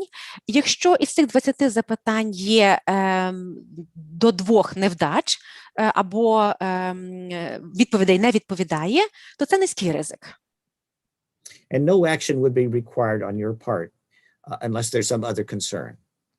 І, відповідно, не передбачено жодних подальших дій, хіба що є якісь інші занепокоєння. And 93% of children typically fall within the low-risk category. 93% дітей, як правило, потрапляють у категорію з низьким ризиком. So you do not need to do the follow-up interview if the child is in the low-risk category. Якщо за результатами МЧАТ дитина опиняється у групі з низьким ризиком, вам не потрібно проводити повторного інтерв'ю. If the total score is 3 to 7 fails, that puts the child in the medium risk category.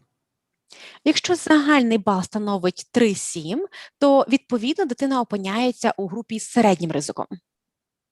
And requires the follow-up interview just for those questions that the child failed.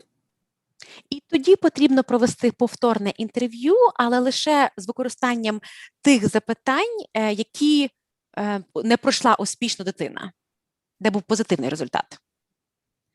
And so the medium risk category represents about 6% of children. І середній показник таких дітей становить десь 6%. So if the total score is 8 or more, this puts the child in the high risk category. Якщо загальний бал становить 8 і вище, то це свідчить про високий ризик. You do not need to do the follow-up interview. You just, this is a child you should just refer because they're at high risk to have an autism spectrum disorder.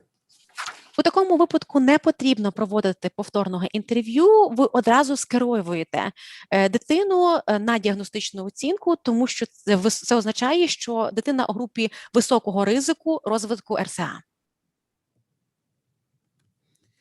So one more comment about scoring, which is if for the median risk group, that's the group you need to do the follow-up interview. Ще коротенький коментар, який стосується обчислення та інтерпретації.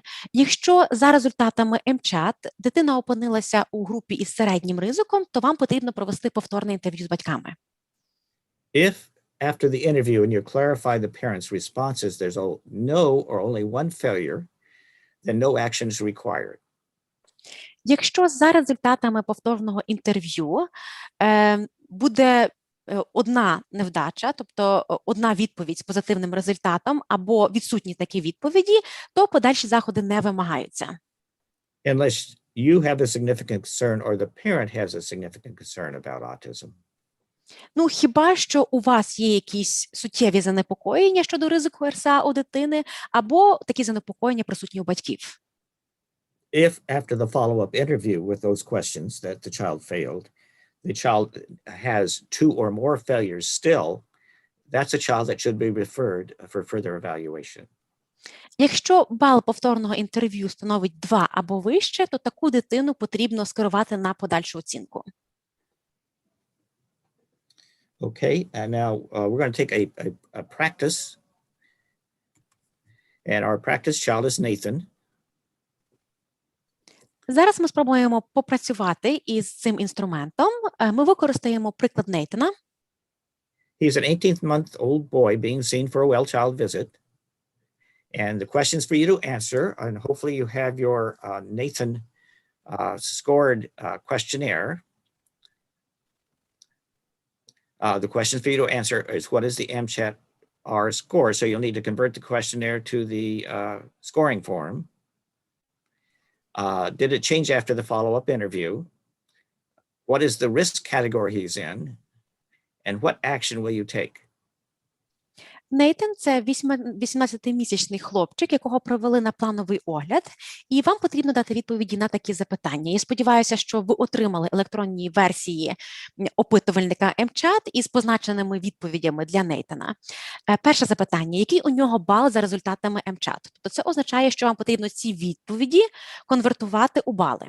Друге запитання – чи бал змінився після повторного інтерв'ю? Яка категорія ризику і яких заходів потрібно вжити? And so we're going to give you several minutes to review the questionnaire and to convert to the scoring form and answer those questions. The real question is whether you need to do the interview, and then we'll talk about it. Hopefully you all have the forms. If you would like to see any of the previous slides again, I can go back. Я вам дам кілька хвилин для того, щоб переглянути відповіді в опитувальнику MCHAT, перетворити їх у бали з використанням бланку для підрахунку балів і дати відповіді на ті запитання, які ви бачите на слайді. Сподіваюся, що ви отримали всі відповідні бланки та опитувальники. Якщо потрібно ще раз показати один із слайдів, який я вже показував, будь ласка, дайте мені знати.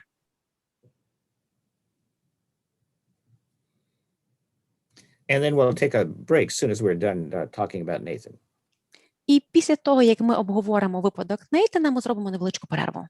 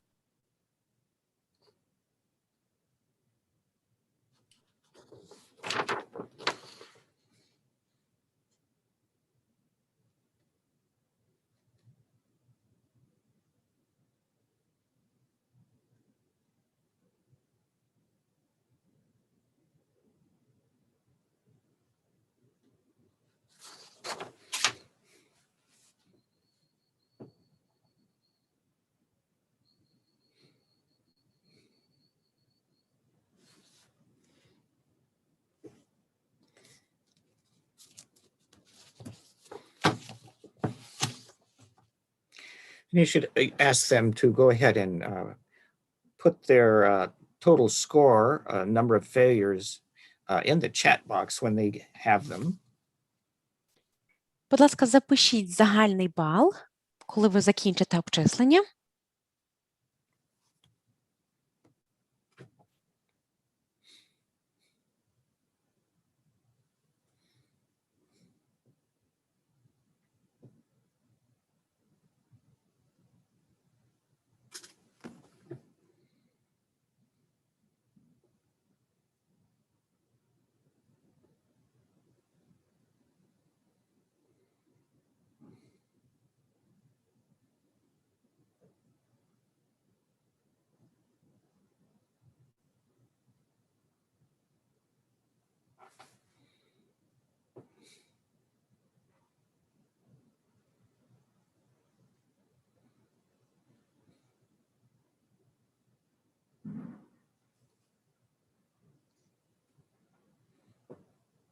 And Olga, just let me know when there's a few people have started putting something in the chat box. Так, ще раз нагадуємо, коли ви вже підрахували бали, запишіть їх у чаті.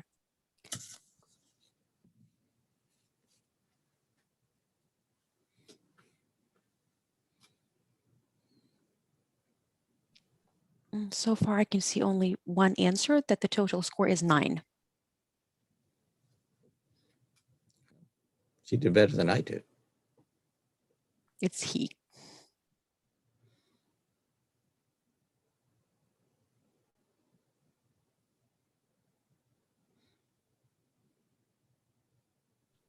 Вже бачимо одну відповідь у чаті.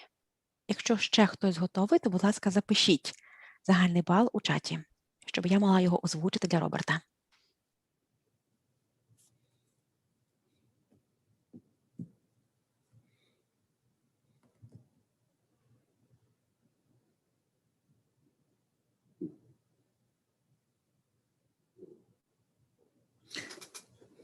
In the interest of time, I think I'm just going to go ahead. I don't see any other answers. Okay. 12. There's another answer, 12. So the answer I got is that Nathan failed items 1, 6, 7, 10, 12, 14, 17, and 18. З міркувань часу я вже перейду до представлення результатів. Я провів власне обчислення і отримав такий результат. На мою думку, відповідно до моїх обчислень, Нейтан отримав позитивний результат, тобто ризик РСА для пунктів 1, 6, 7, 10, 12, 14, 17 і 18. So 12 was one of the reverse scored items. So he has 8 failures, which puts him in the high risk category. Ви пам'ятаєте, що пункт 12 – це якраз той пункт, який оцінюється у зворотному порядку або трішки по-іншому, аніж інші пункти. Тобто через 8 результатів не відповідає, Нейтан опиняється в категорії високого ризику. So he's a boy that we would refer. We do not need to do the follow-up interview because he's in the high-risk category. Це хлопчик, якого потрібно одразу скерувати на подальшу оцінку. Не потрібно проводити повторного інтерв'ю, тому що він опинився в категорії високого ризику. And when we would refer him for further evaluation, as well as refer him for educational services. And when we get back from the break, we'll talk more about what that further evaluation and treatment would look like. І коли ми будемо його скеровувати, то передусім ми будемо скеровувати на подальшу оцінку, але також на відповідні освітні послуги. І після перерви ми детальніше поговоримо про те, як саме виглядає ця подальша оцінка і лікування. Actually, before we get there, we're going to talk about screening tests for autism in toddlers and young children first. But then we'll get there. Але спочатку ми поговоримо про інструмент СТАТ, а потім вже поговоримо про подальшу оцінку лікування. So let's take a brief 5 or 10 minute break and we'll see you back at 9 o'clock or just after. So you get to stand up and walk around a bit. Зараз робимо невеличку перерву, буквально на 5-10 хвилин, тобто повертайтеся, будь ласка, по 7:00. Це буде просто можливість для вас трішечки порухатися і розім'ятися.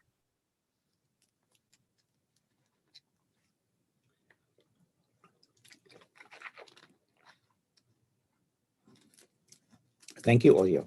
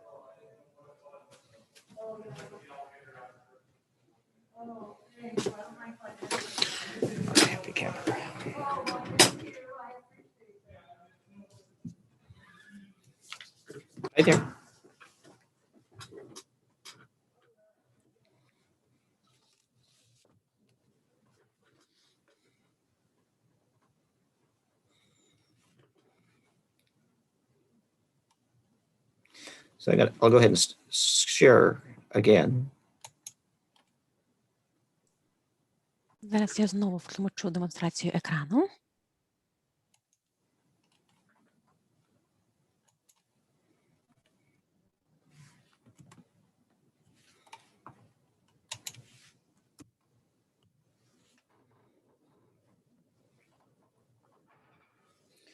So whenever you think it's okay to get started, we'll get started again.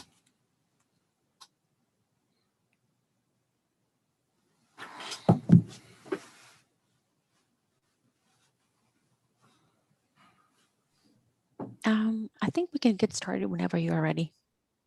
Okay. So before we move on and talk about the diagnostic evaluation, I want to make a few more comments about screening as well as finish up with some recommendations on screening. Перед тим, як ми поговоримо про діагностичну оцінку, я хочу завершити презентацію, чи ту частину, яка стосується цільового скринінгу, і також наприкінці дам певні рекомендації щодо скринінгу. The other tool I want to mention is called the STAT, and some of you may have participated in one of the trainings I've done in Ukraine. Є ще один інструмент для цільового скринінгу на аутизм, він називається STAT, і, можливо, дехто з вас брав участь у окремих семінарах, які я проводив в Україні саме на тему цього інструмента. So it's an interactive play-based assessment. Це інтерактивний інструмент на основі гри. Wait just a second. I jumped ahead on myself.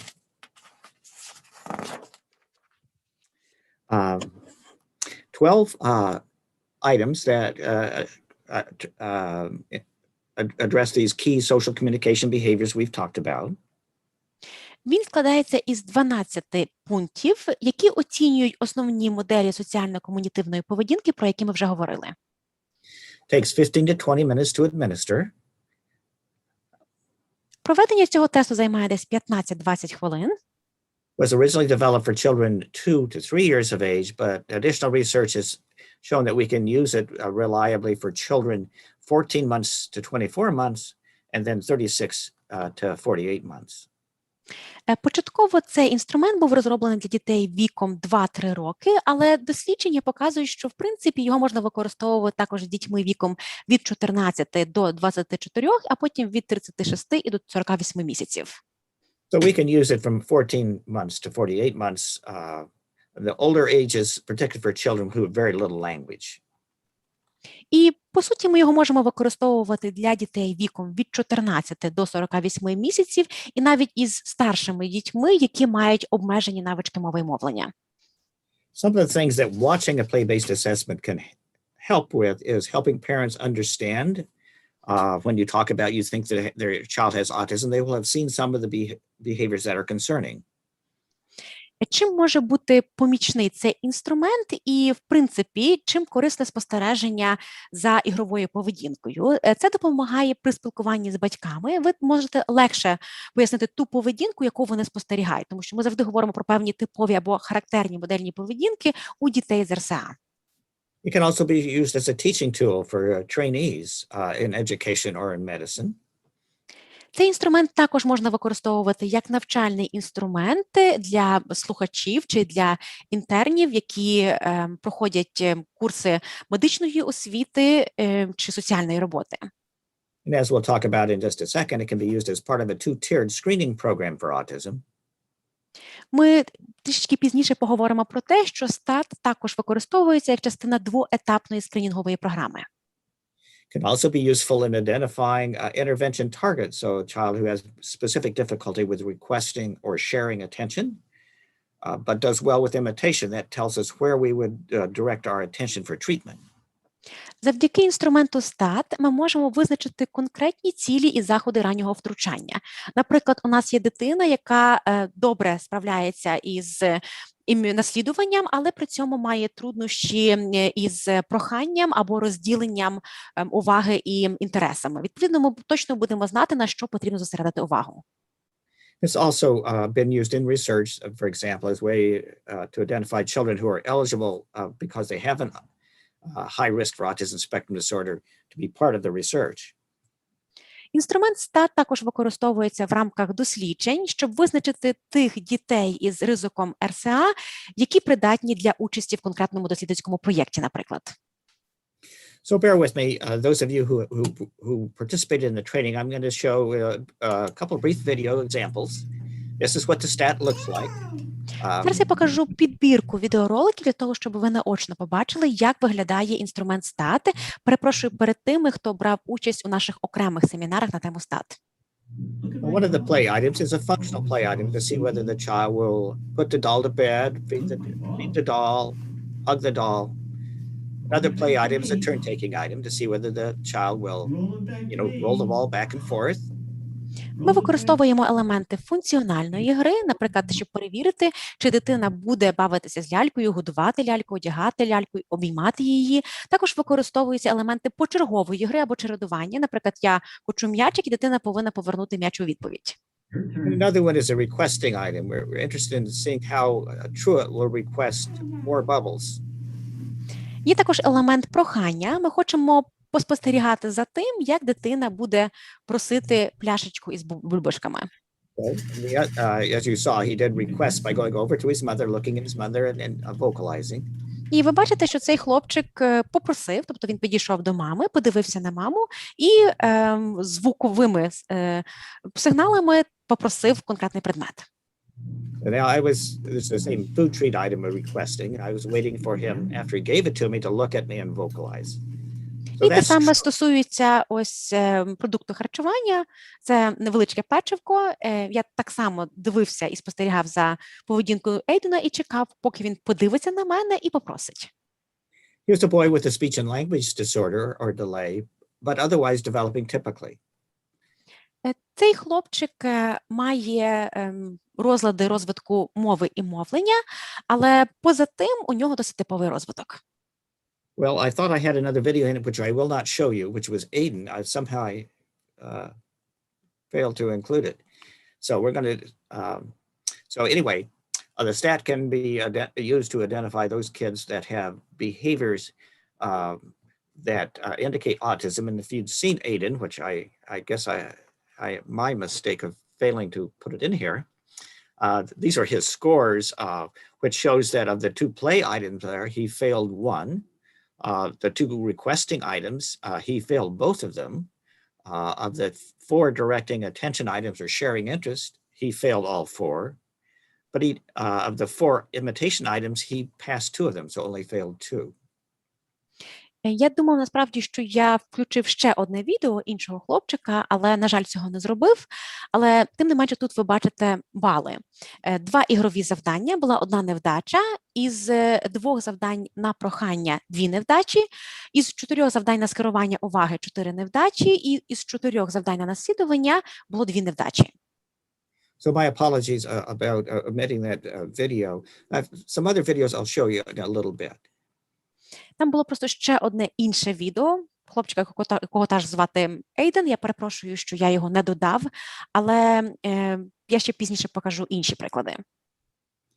So what are my screening recommendations for identifying autism spectrum disorder in young children? And again, we're focusing on young children because that's the age we'd really like to get them into treatment. Які ж мої рекомендації щодо скринінгу дітей раннього віку для того, щоб виявити РСА? І я завжди буду говорити про дітей раннього віку, тому що ми хочемо якомога швидше виявити тих дітей, які у групі ризику. So one question we could ask, could we just not use the ages and stages questionnaire to identify young children with autism? У цьому контексті виникає одне запитання. А чи можна взагалі використовувати просто інструменти ASQ для того, щоб виявити дітей раннього віку з РСА? So the ASQ itself is very good at identifying children at risk for autism, particularly children who fail the communication and the personal social domains. Інструмент ASQ дуже добре виявляє дітей раннього віку, які у групі ризику РСА, особливо якщо вони неуспішно пройшли сферу комунікації та особистісно-соціальних проблем. And just as a reminder, the ASQ we're talking about is the ages and stages questionnaires. We practiced using the 9-month, the 18-month, and the 30-month questionnaires previously. Нагадую, що під інструментом ASQ мається на увазі анкети вікових категорій та стадій. І ви пам'ятаєте, що під час попередніх вебінарів ви працювали із цими анкетами для дітей віком 9, 18 та 30 місяців. The problem with the ASQ is that it would refer too many children for further evaluation who do not have autism. Але є одна проблема з використанням ASQ для виявлення дітей раннього віку з РСА. Як правило, за результатами ASQ занадто багато дітей, які були скеровані на діагностичну оцінку, не мали РСА. We would be wasting a lot of resources evaluating those children who do not have autism based on all the over-referrals. Відповідно, якщо ми будемо використовувати цей інструмент для виявлення дітей з РСА, то ми будемо витрачати велику кількість ресурсів для того, щоб провести оцінку цих дітей і потім їх скерувати на подальшу діагностичну оцінку, але при цьому у них немає РСА. Truett is a good example. Truett was a boy with speech and language delay who would have failed or looked at risk for if we just used the ASQ. On the other hand, he very clearly, when we evaluate him, does not have autism. І це, зокрема, стосується сфери комунікації і також затримки мовлення. Тобто буває так, що за результатами ASQ показано, що є ризик, але при цьому дитина не має РСА. On the other hand, well, could we just use the ASQ and the MChat together to identify young children with autism? Виникає інше запитання, а чи можемо використовувати ASQ і MChat разом для того, щоб виявити дітей із РСА? Well, there have been at least a couple of studies that have looked at this. One used the ASQ and the MChat. The other used a tool like the ASQ called the PEDS. Було проведено кілька досліджень для того, щоб оцінити ефективність поєднання різних інструментів. В одному дослідженні досліджували поєднання ASQ і MChat, а в іншому MChat і інструмент, який називається PEDS. And they both reported pretty good sensitivity, so ability to identify young children with autism. Обидва дослідження показали досить непогану чутливість, тобто здатність такого поєднання інструментів виявляти дітей із РСА. But both, particularly when we look in detail at the second study, the one with the PEDS and the MChat, neither one reported data that was helpful in determining what their specificity was, how many children had been over-referred. Але також ці дослідження говорять про те, зокрема, друге, що немає конкретних даних про специфічність, тобто скільки було помилкових скерувань. Okay, so again, the same level of concern about using those two tools together is the number of over-referrals. Якщо ми будемо поєднувати ці два інструменти, то залишається та сама проблема, як і з лише використанням інструмента ASQ, що може бути надмірна кількість помилкових скерувань. So what about a two-tiered program that I mentioned before, using the MChat as the first stage and the STAT as a second stage? Коротко про застосування двоетапної скринінгової програми, про яку я згадував раніше. Ця двоетапна програма включає використання MChat на першому етапі і інструмент STAT на другому етапі. There have been several studies that have looked at this, and one involved in the state of South Carolina in the United States, which is the second study listed. Було проведено кілька досліджень на цю тему. Одне з них у штаті Південна Кароліна. Це другий пункт на слайді. And again, one of the shortcomings of these studies is they did not follow up all the children who passed the MChat or passed the STAT later to make sure they didn't have autism. І в рамках цих досліджень проблемою було те, що не проводили подальшого спостереження за тими дітьми, які успішно пройшли MChat і STAT, для того, щоб впевнитися, що в них насправді у пізнішому віці не почав проявлятися РСА. They all reported that there was a improved sensitivity or ability to identify children correctly that have autism with the MChat followed by the STAT. Усі дослідження говорять про те, що поєднання МЧАТу і стату підвищує чутливість скринінгу, тобто здатність правильно виявляти дітей з РСА. And the last study listed actually is a study that is ongoing currently. І останнім у списку ви бачите ще одне дослідження, яке ще триває.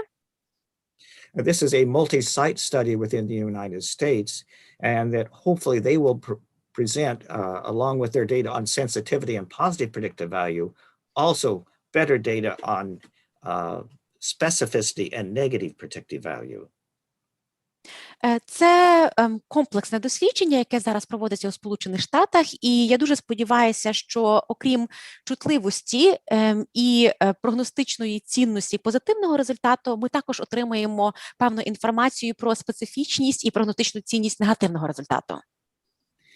One reason for using the MCHAT, a parent-completed questionnaire, and the STAT, a structured observation of play, is that's what we try to do with our diagnostic evaluation. Get parent information by interview, but then also directly observe behavior. Чому є сенс у тому, щоб використовувати поєднання МЧАТ, а це опитувальник, який заповнюється батьками, і інструмент STAT – це структуроване спостереження за грою, тому що це те, що ми, в принципі, і робимо під час діагностичної оцінки. Ми спочатку проводимо інтерв'ю з батьками, а потім спостерігаємо за поведінкою дитини. So recommendations, use a general developmental screen like the ASQ3 that we've talked about, and a level 1 autism screen, the MCHAT, at 18 months and 24 months. На цьому слайді ви бачите рекомендації щодо скринінгу РСА. Застосовуйте інструмент скринінгу для оцінювання загального розвитку, такий як ASQ, та інструмент скринінгу на аутизм першого рівня, наприклад, MCHAT, у віці 18-24 місяців. And if you're able to use the STAT, you've been trained to use the STAT, you could use that as a second level screen for all those who fail the first level screens. І якщо ви маєте кваліфікації для використання інструмента STAT, то використовуйте його як скринінг другого рівня із тими дітьми, які показали позитивний результат на скринінгу першого рівня. In addition, if they're the child who has a older sibling with autism, then I would definitely recommend using a tool like the STAT, a second level screen. And or if there are ongoing concerns by yourself as a provider or by the parent about autism, then I would definitely recommend doing the STAT in addition to the MCHAT. Варто також використовувати STAT як скринінг другого рівня із тими дітьми, які мають старших братиків або сестричок із РСА, або якщо у батьків є якась особлива спортивованість, чи у вас як фахівця. And then you would refer children who are positive on the STAT or any children who there's ongoing concerns from yourself or the parent for further evaluation. Якщо дитина показала позитивний результат за STAT, або якщо у вас чи у батьків є якесь занепокоєння, то таких дітей ви скеровуєте на подальшу оцінку. If you're not able or trained to use the STAT, then the best practice is, again, using the ASQ together with the MCHAT. Якщо ви не пройшли відповідного навчання чи не маєте кваліфікації для застосування інструменту STAT, то тоді краще використовувати поєднання ASQ і MCHAT.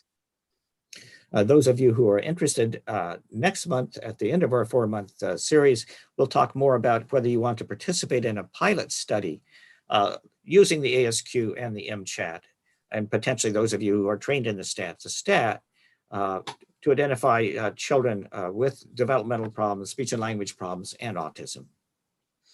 Наступного місяця під час нашого останнього вебінару ми будемо запитувати у вас, чи вам цікаво було би взяти участь у пілотному дослідженні, в рамках якого ми будемо якраз вивчати використання інструментів ASQ, MCHAT і потенційно навіть STAT, якщо ви маєте відповідну підготовку та кваліфікації.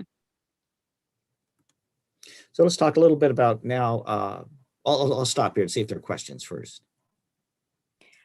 Хочу запитати, чи є наразі якісь запитання?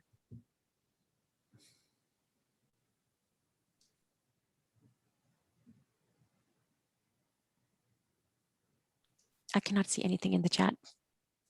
Okay.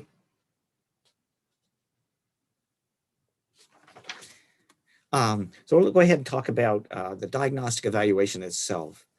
And as I was just saying, in addition to getting information from parents, we like to get information from direct observation of behavior. So what you see listed here is in terms of the components of a diagnostic evaluation are just that, a diagnostic interview and a standard observation of behavior.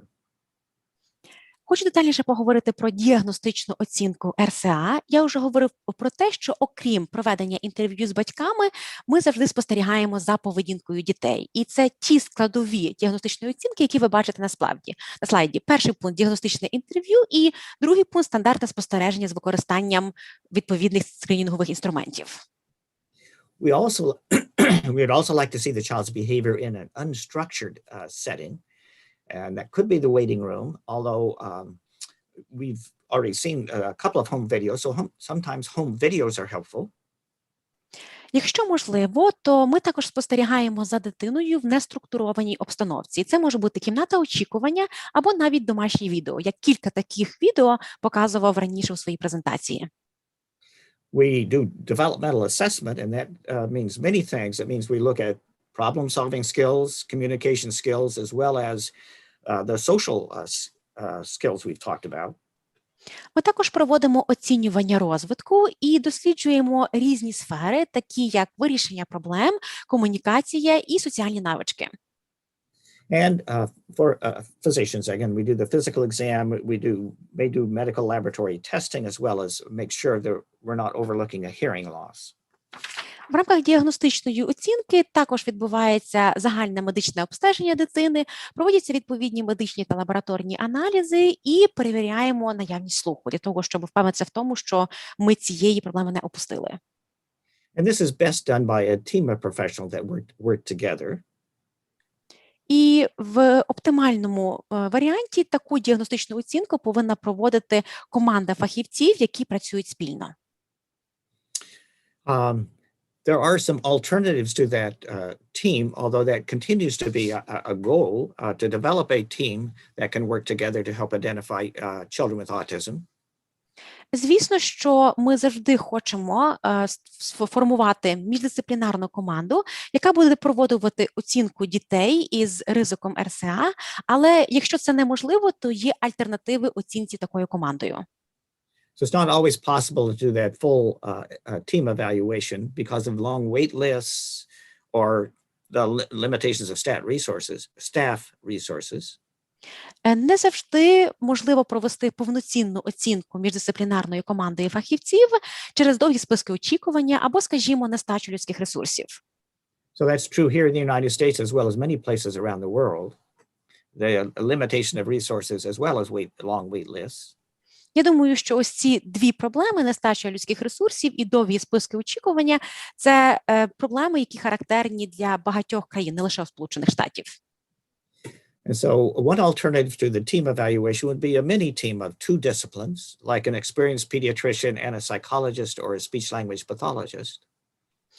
Одна із альтернатив оцінці міждисциплінарною командою – це оцінка лише двома фахівцями. Наприклад, це може бути досвідчений педіатр і фахівець з мови мовлення або психолог. Another alternative would be a single discipline evaluation, at least initially, and that could be an experienced pediatrician, child neurologist, child psychiatrist, who then might refer as needed to colleagues such as a speech-language pathologist or psychologist. Ще одна альтернатива – це оцінка лише одним фахівцем, принаймні на початковому етапі, наприклад, досвідченим педіатром, це може бути дитячий невролог або інший фахівець, і за потреби вони вже можуть скерувати дитину на подальше обстеження з боку колег, таких як психолог або фахівець з мови і мовлення. And so again, the emphasis remains on trying to build that team of people who work together to identify children with autism. Але при цьому не забувайте, що ми в ідеальному світі хочемо все-таки формувати досвідчені команди фахівців, які будуть працювати разом. So now I want to talk a little bit more about this standard observation using research-based autism-specific tools. So structured observations of a child's behavior, or semi-structured at least. Коротко And the gold- розкажу про стандартне спостереження з використанням науково обґрунтованих цільових інструментів скринінгу на аутизм. Тобто, по суті, тут йдеться про структуроване спостереження за поведінкою дитини. And the gold standard around the world is the Autism Diagnostic Observation Schedule, now second edition. Золотим стандартом у всьому світі є план діагностичного обстеження на аутизм. Зараз вже доступне друге видання. So it is a standardized, semi-structured, interactive play assessment. Це стандартизоване, напівструктуроване, інтерактивне ігрове оцінювання. And it uses these planned social occasions or vignettes that help facilitate observation of those social communication behaviors that help us identify autism in young children. І цей інструмент використовує планові соціальні ситуації або сценарії для того, щоб спостерігати за соціально-комунікативною поведінкою дитини, зокрема тими зразками поведінки, які вказують на РСА. And the ADOS can be used from children 12 months on up through adulthood. They have different modules. Інструмент ADOS можна використовувати з дітьми віком від 12 місяців і до дорослого віку, тому що в рамках цього інструменту є різні модулі. It takes 40 to 60 minutes to complete. Для проходження потрібно 40-60 хвилин. It's very accurate in identifying children with autism from children who have developmental problems but not autism. Цей інструмент досить точно виявляє дітей, які мають РСА, або дітей, які мають затримку розвитку, але при цьому не мають РСА. So it's really targeting children who have unusual development or, if you will, deviance rather than just delays. Тобто цей інструмент призначений для виявлення дітей із нетиповим або незвичним розвитком, тобто з відхиленнями на противагу дітей із затримками розвитку. And the behaviors are thought of as unusual because of their whether they're present or whether they're absent or whether they're too frequent, too high intensity, last too long, or occur in the wrong situations. І поведінка може вважатися нетиповою або незвичною з огляду на присутність або відсутність, частоту, тобто ця поведінка проявляється занадто часто, інтенсивність, тривалість, ця поведінка затяжна, або вона відбувається не в тій ситуації чи не в тих умовах. And it can really help identify children who have the problems with the social communication and autism from children who just have social anxiety or children who are just non-compliant. І цей інструмент допомагає розрізняти дітей, які мають проблеми з соціальною взаємодією, тобто ознаки аутизму, від дітей, які просто мають соціальну тривогу або проявляють непослух. The downside to the ADOS-2 is that it has limited availability in some parts of the world, and that includes Ukraine. Недоліками ADOS є те, що він недоступний в багатьох країнах, зокрема в Україні. The training itself is lengthy, several days, very costly, and the test kit that you saw the picture of is also very costly. І до обмежень також належить той факт, що навчання досить тривале, воно триває кілька днів, навчання є досить дорогим, і сам тестовий набір, який ви бачили на попередньому слайді, також є дороговартісним. Okay. So the alternative, if you will, one alternative to this is something called the Childhood Autism Rating Scale, now second edition. And this has been used again internationally, not translated to Russian or Ukrainian. I had some interest in that, although working with the publisher made it somewhat difficult to accomplish a Ukrainian translation.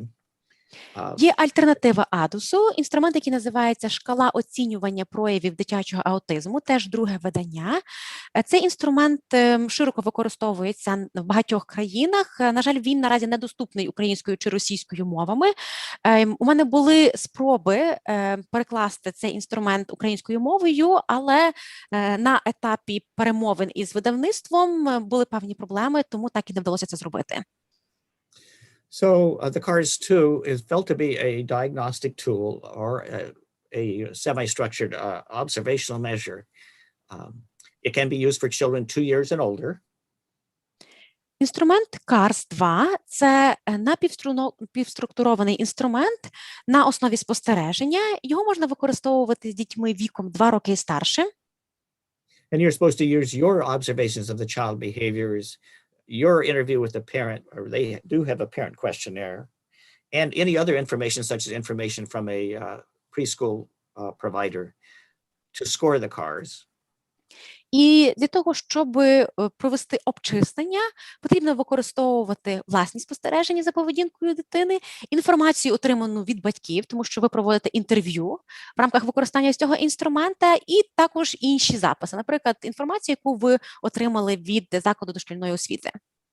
The downside to the CARS 2 is that it does not provide any specific instructions on how to make these structured observations. You're expected to be experienced and know how to set up situations to make quality observations of the child's behavior. Недоліком інструмента CARS є те, що там немає конкретних вказівок щодо того, як вам правильно структуровано спостерігати за поведінкою дитини. Тобто очікується, що ви маєте бути достатньо досвідченим для того, щоб приймати власні рішення і судження. It does include a severity rating. Цей інструмент надає оцінку тяжкості симптомів. And it has 15 items for scoring, and I'm not going to go over those in detail. Again, downside is the lack of any structured recommendations on how to make quality behavioral observations, as well as, again, for translation, the difficulty of working with the publisher. Інструмент CARS складається із 15 пунктів, я не буду їх детально описувати. Як я вже зазначав, складність полягає в тому, що немає якихось конкретних структурованих рекомендацій щодо того, як здійснювати якісне спостереження за поведінкою дитини. Ну і з точки зору перекладу є проблеми у домовленості із видавництвом, щоб забезпечити переклад тією чи іншою мовою.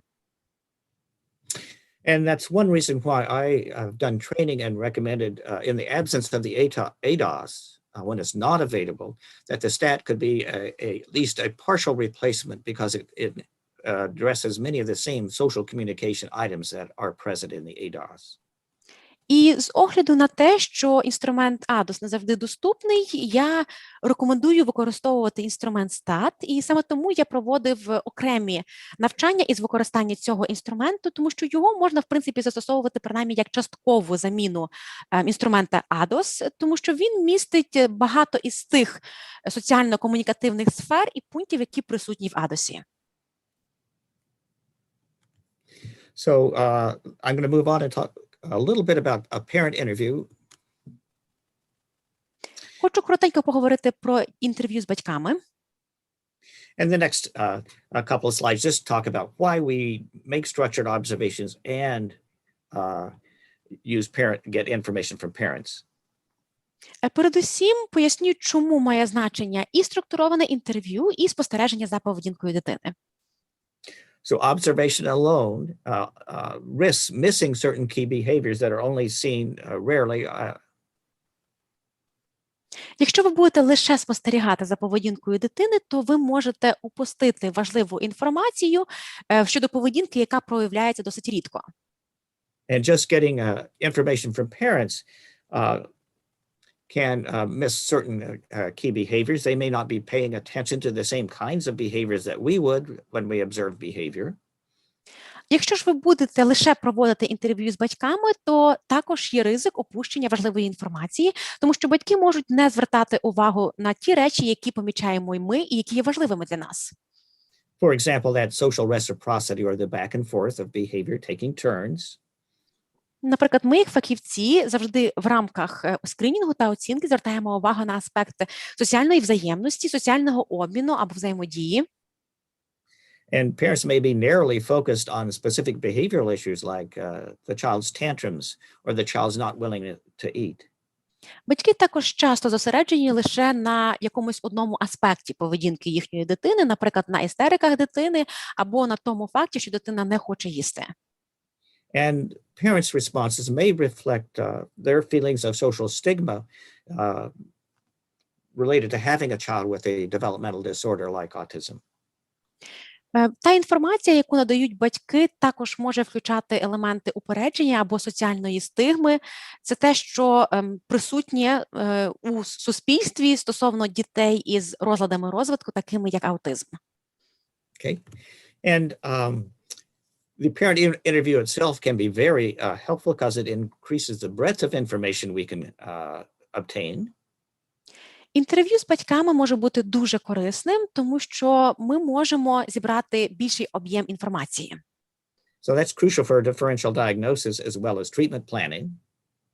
А це надзвичайно важливо для диференційної діагностики, а також планування лікування.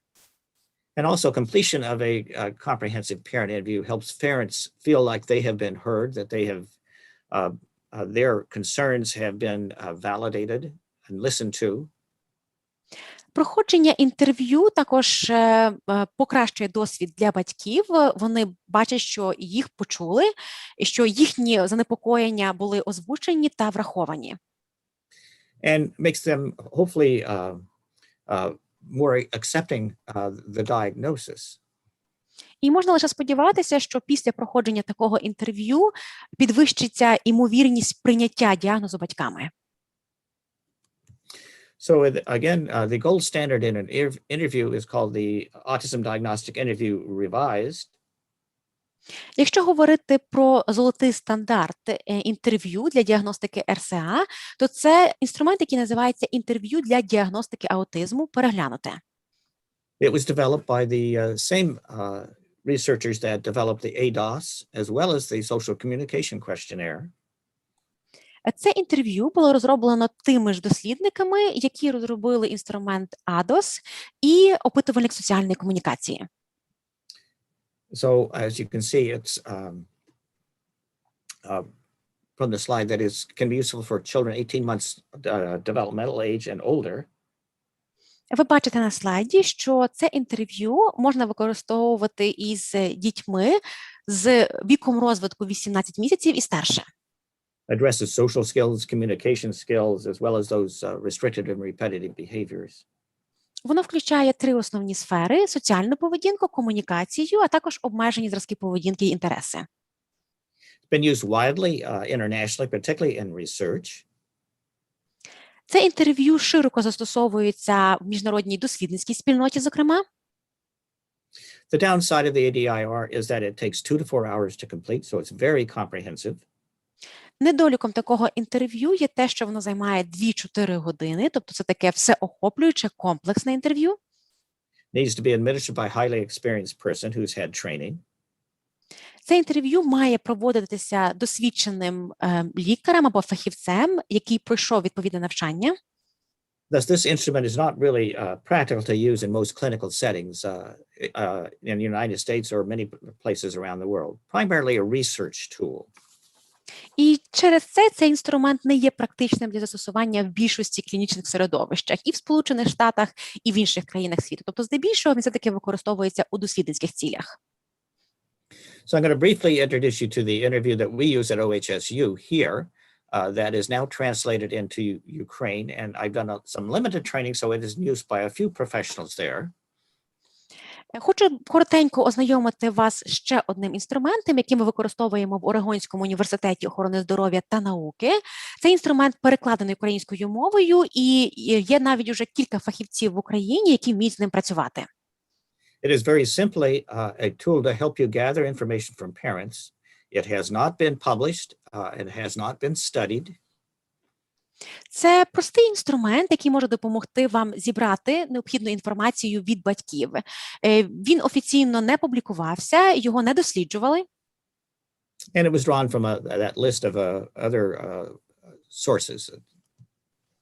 І цей інструмент ґрунтується на цілому ряді інших джерел, які ви бачите на слайді. So it's arranged based on DSM-5 criteria, so the 2 criteria and the domains for each criteria. Цей інструмент базується на діагностичних критеріях РСА за DSM-5, тобто, по суті, запитання стосуються 2 критеріїв і всіх сфер, які входять до кожного із критеріїв. And for each criterion and each domain, there's a number of questions to guide you in gathering information. And you can stop whenever you have collected enough information that helps you decide whether the child meets or doesn't meet that domain or that criteria. Для кожного критерію і кожної сфери є цілий ряд запитань, які допоможуть вам зібрати інформацію від батьків, але насправді ви можете зупинитися у будь-який момент. Тобто, якщо ви вже вважаєте, що ви зібрали достатньо інформації щодо конкретної сфери або критерії, то ви можете перестати ставити запитання. So, and you do not have to ask the questions verbatim as written, and you can ask follow-up questions. You can omit questions if they're not relevant. For example, questions about speech and language skills if the child is nonverbal. Вам не обов'язково ставити ці запитання дослівно. Ви можете також ставити уточнювальні запитання. Не обов'язково використовувати всі запитання. Тобто ви можете пропустити ті запитання, які не є доцільними або актуальними. Наприклад, якщо запитання стосується мови і мовлення, а ви знаєте, що у дитини немає вербальної комунікації. And on the interview form itself, there's boxes for each question that helps you rate them rarely, sometimes, or often for that behavior. І у бланку інтерв'ю є клітинки під кожним запитанням, і ви можете оцінити кожне запитання як рідко, інколи або часто. And boxes are shaded if that behavior is compatible with an autism spectrum disorder. Затемнені клітинки у цьому бланку вказують на поведінку, що відповідає розладу спектру аутизму.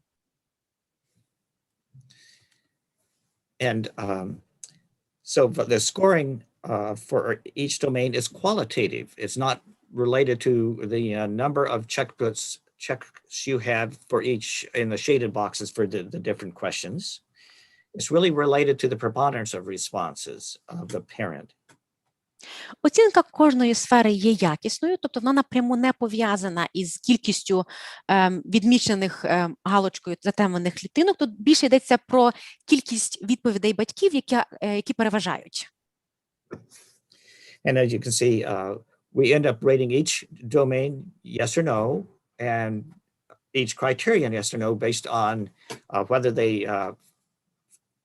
were yes for risk for autism spectrum disorder, all three of the domains for criterion A, and at least 2 of the 4 for criterion B.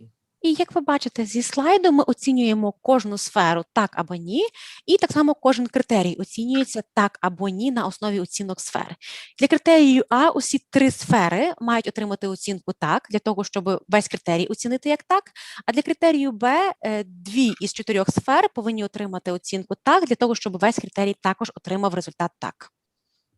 So this just provides some examples, some of the questions from the family interview. This is in criterion A and in domain 3, which is looking at developing and maintaining relationships. Тут ви бачите приклади запитань в рамках інтерв'ю із сім'єю, запитання, які стосуються першого критерію, дефіцит вміння розвивати і підтримувати соціальні відносини. So we're specifically interested in the child's interest in other children. Наприклад, ми ставимо запитання, чи дитина цікавиться іншими дітьми. Does she watch other children while they're playing at the park, school, or in daycare? Інший приклад, чи дитина спостерігає за грою інших дітей у парку, школі чи дитсадку. Will she go over and play next to or close to other children? Чи дитина підходить і грається неподалік від інших дітей. Will she or he imitate what they're doing? Чи дитина наслідує, що роблять інші діти. Does she try to talk to or join other children in their play? Чи дитина говорить з іншими дітьми або намагається приєднатися до їхньої гри. And then particularly for older children, ask, how does she join the other children? І якщо це діти старшого віку, то ви також можете запитати, як дитина це робить. So as I said, this interview has been translated into Ukrainian as well as back translated to check for any unusual difference between Ukrainian and English languages or grammatical things. Я вже говорив про те, що це інтерв'ю, перекладене українською мовою, був здійснений також зворотній переклад для того, щоб перевірити на предмет наявності якихось помилок чи граматичних неточностей. And it's starting to be used by some professionals in Ukraine. І в Україні деякі фахівці вже починають працювати з цим інструментом. But the key, as this slide shows, is when we're using a tool developed in one country and a different country, that we really need to do a pilot study and follow up. Does it work the same way and gathering information in, for example, Ukraine as it does in the United States? На цьому слайді ви бачите певні застереження, які стосуються міжнародного використання інструментів оцінювання. Наприклад, якщо інструмент був розроблений в одній країні, а використовується в іншій, то варто проводити пілотні дослідження для того, щоб зібрати валідаційні дані і переконатися, що цей інструмент має таку ж ефективність в одній країні, як і в тій, де він був розроблений. So for those of you who might be interested, I'd be happy to share more information about the interview itself. And or do any specific additional training related to its use. Again, an emphasis being that if you do choose to use something like that, we'd like to keep data so we can decide whether it is helpful in Ukraine as it is in the United States. Якщо вас цікавить цей конкретний інструмент, я маю на увазі інтерв'ю із сім'єю, я з радістю надам вам додаткову інформацію. Якщо ви використовуєте цей інструмент, то нам було би цікаво отримати від вас дані для того, щоб впевнитися в тому, що цей інструмент такий же ефективний в Україні, як і в Сполучених Штатах. Okay, so I'll pause right now. Before the last thing I wanted to mention briefly was virtual diagnostic evaluations, which we've done during the COVID pandemic. Before we get there, I want to mention one of the benefits you have in Ukraine is your inclusive child education law and your inclusive resource centers that do have some autism specific tools they use to help make the diagnosis. Наступна частина і остання моєї презентації – це віртуальні інструменти оцінювання, які ми використовуємо в часи пандемії COVID-19. Я, до речі, хочу в цьому контексті зазначити, що Україні пощастило, тому що був прийнятий відповідний закон про інклюзивну освіту. У вас є інклюзивно-ресурсні центри, які серед інших інструментів також використовують певні цільові інструменти скринінгу на аутизм. Okay, if there aren't any questions. There are some questions in the chat. One question is, what is the scope of differential diagnosis of autism for adolescents with the normal intellect if the diagnosis was not established earlier? So all of my comments today have been really focusing on identifying young children and how we identify young children by screening and then by diagnostic evaluation. It gets more complex when we talk about school-age children and particularly in adolescents, because they will be building skills right along. Я зачитала запитання для Роберта із чату. Який спектр диференційної діагностики аутизму для підлітків з нормальним інтелектом, якщо діагноз не був поставлений раніше? І Роберт відповідає, що в рамках своєї презентації він передусім говорив про раннє виявлення дітей з РСА і також діагностичну оцінку таких дітей. Ситуація ускладнюється, якщо говорити про дітей шкільного віку і тим більше підлітків, тому що за цей час у них продовжується формування певних навичок. So the older the child, the more important a tool like the ADOS-2 is in terms of observation of their behavior, because ADOS has specific modules for older kids, particularly older children with a good deal of language.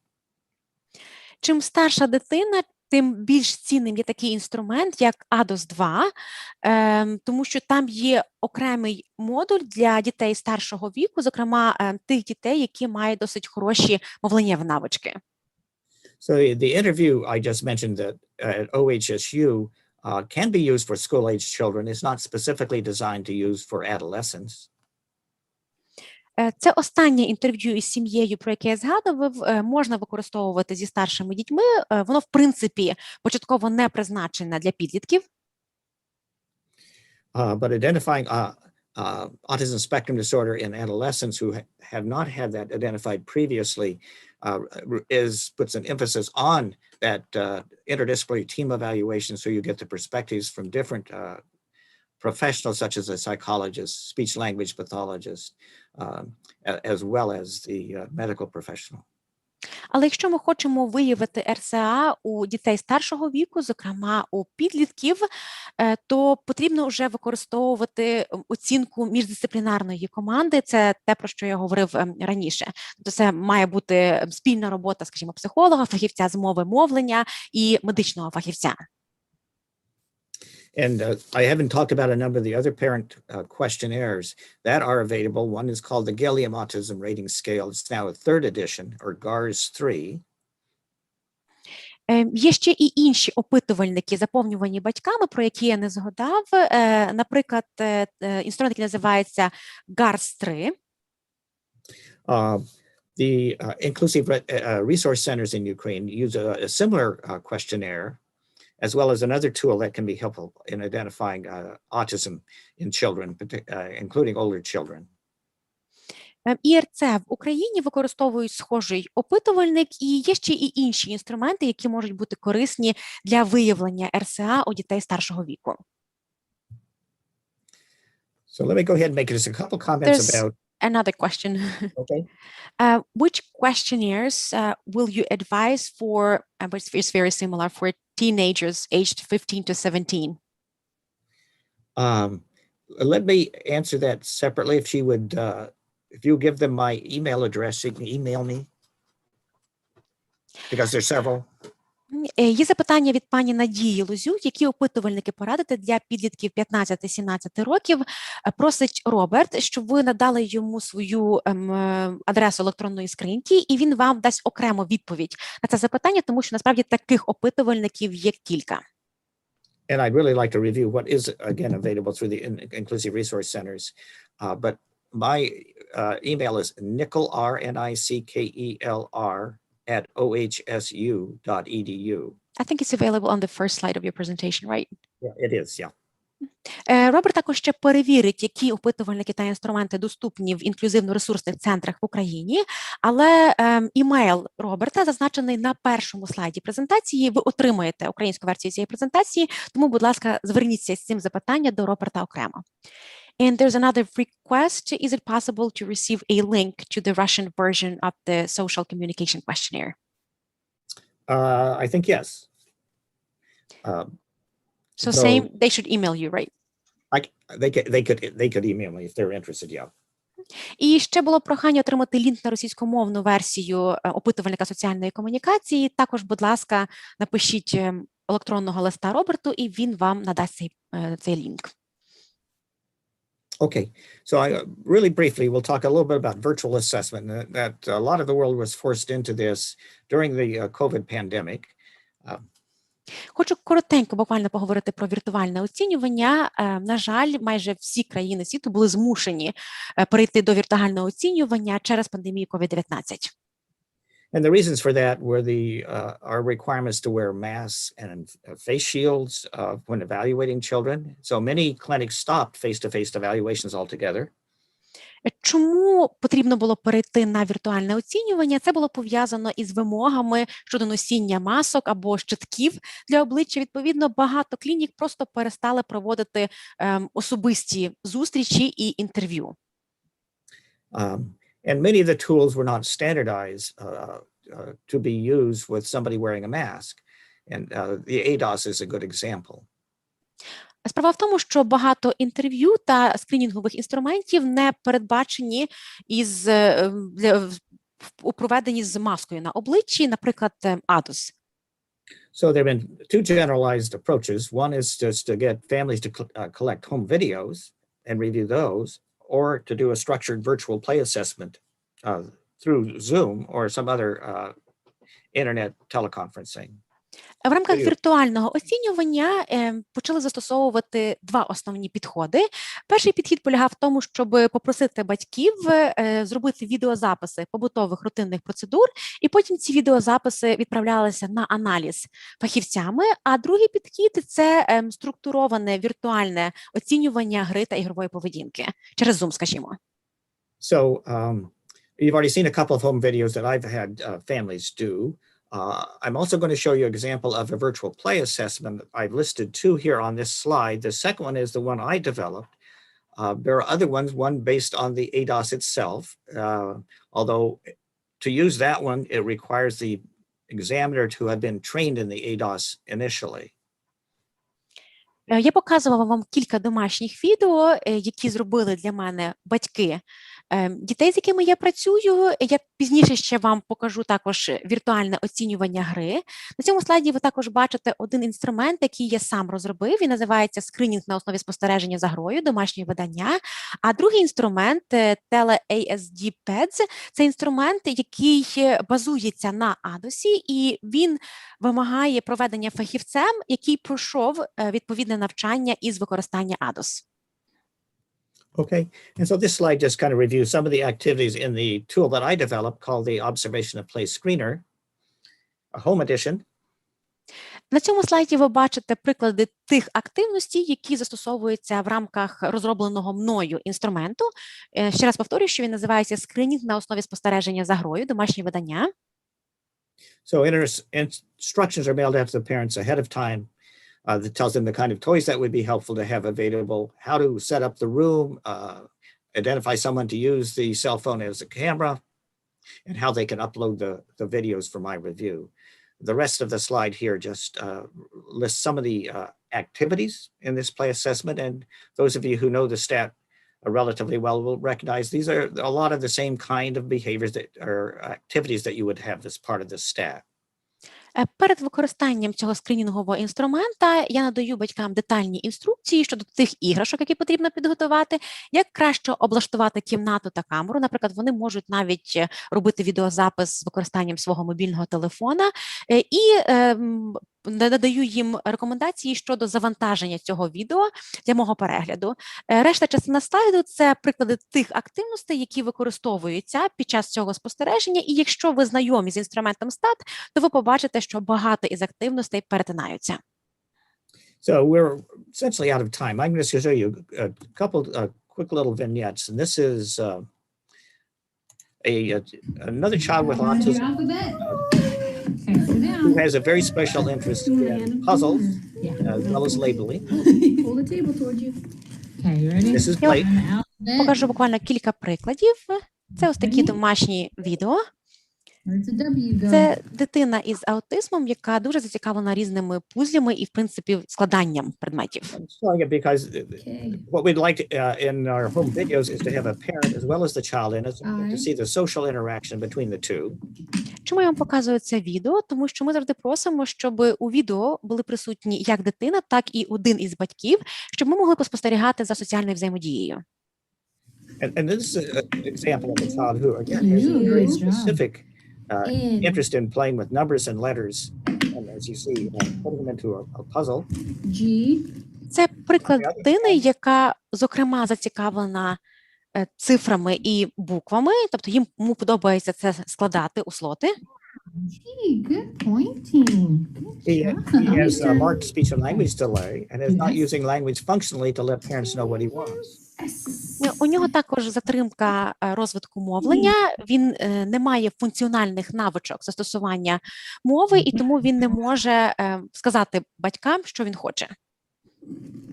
Okay, so I think that just gives you a flavor of what you're going to gather from home videos. And this next one is a brief example of the OOP itself. Ooh, there's lots of toys. And typically I have parents just collect all the toys. We'll just wait a couple of minutes as you play and dump them out toys. on the floor. If she offers you a toy, just follow her lead. Robert, I cannot hear you and the video at the same time because the two sounds overlap, so I was not able to hear what you just said. Okay. Hey, stay over here. So this is a girl referred to us with speech and language delay. She's, I think Did I not get the right thing for you? Come here. She showed a lot of language progress by the time we actually saw her.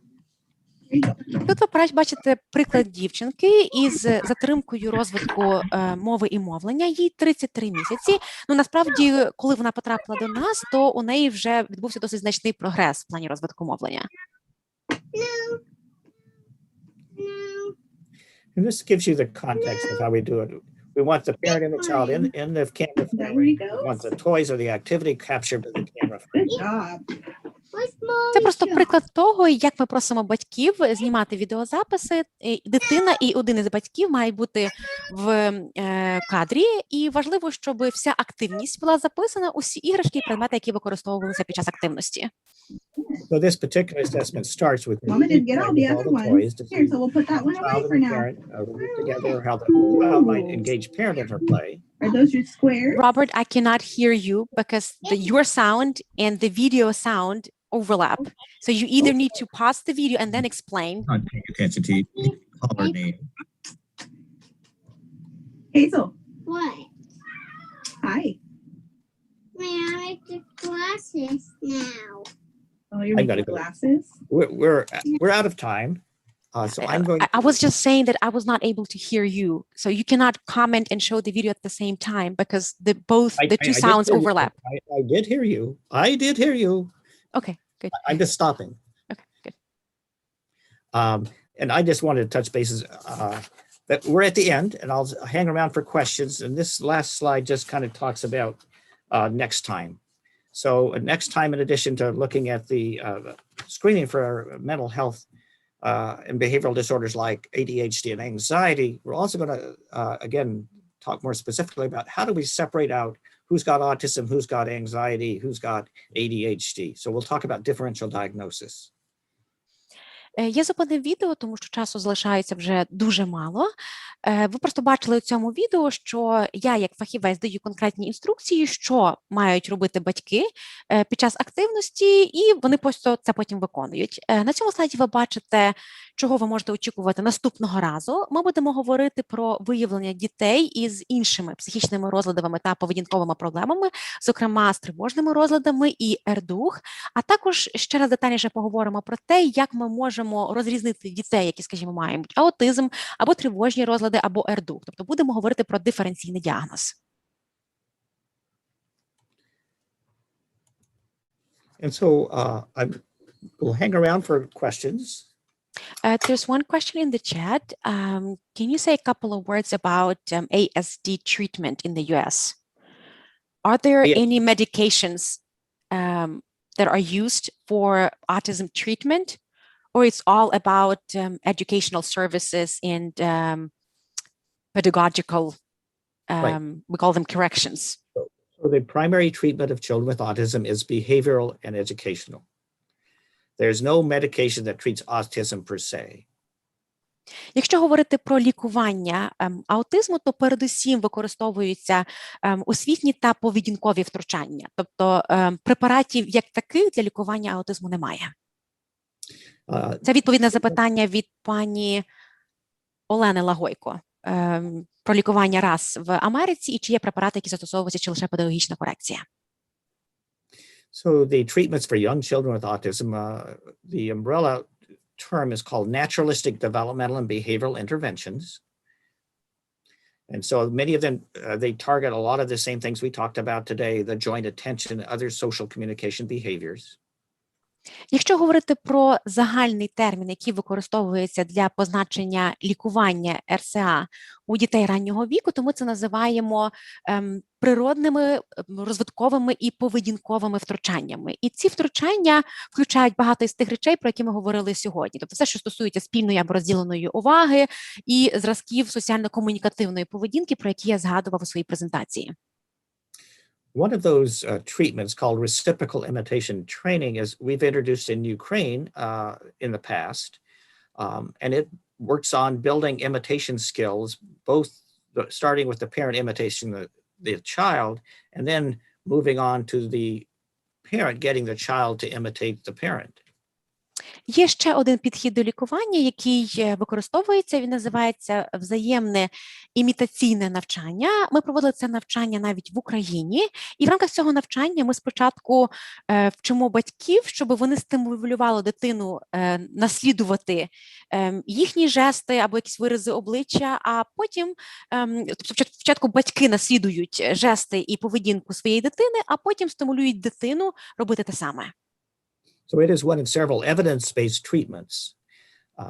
In terms of medication, usually not for young children, but for somewhat older, early school age children, we sometimes use medication to treat associated problems. So if the child has autism and ADHD, we might use medication to treat the ADHD. Це один із науково обґрунтованих підходів до лікування аутизму у дітей раннього віку. Якщо говорити про дітей старшого віку, скажімо, дітей шкільного віку, то препарати використовуються, але лише для лікування супутніх розладів. Наприклад, якщо дитина має аутизм і ердух, то це дитина шкільного віку, то ми можемо використовувати фармакотерапію, але для лікування ердух. Okay, and one last question about research. There's a great deal of research going on in terms of what are the genetic causes of autism. We've learned a lot about some of the genetic causes and what are the proteins that the body's not making. Я хочу ще буквально кілька слів сказати про дослідження. Зараз проводиться дуже багато досліджень для того, щоб зрозуміти генетичні причини розвитку аутизму. І ми вже, наприклад, набагато краще розуміємо, що зумовлює розвиток РСА і як це пов'язано із певними білками, які не утворюються в організмі. So there have been a number of research studies in the past and currently that have used this genetic knowledge to come up with if you will, different chemical or medication treatments that are hopeful to improve the behavior of children with autism, but they are all still experimental. На основі тих досліджень, які проводилися в минулому і проводяться зараз, уже є намагання визначити певні хімічні сполуки чи препарати, які потенційно можна використовувати із дітьми раннього віку для того, щоб сприяти покращенню поведінки, але усі ці препарати наразі випробовуються в експериментальному режимі. And certainly I can provide more information if somebody's interested to email me about that as well. Я можу вам надати детальнішу інформацію, якщо вам це цікаво, будь ласка, просто напишіть мені імейл. There's one more question.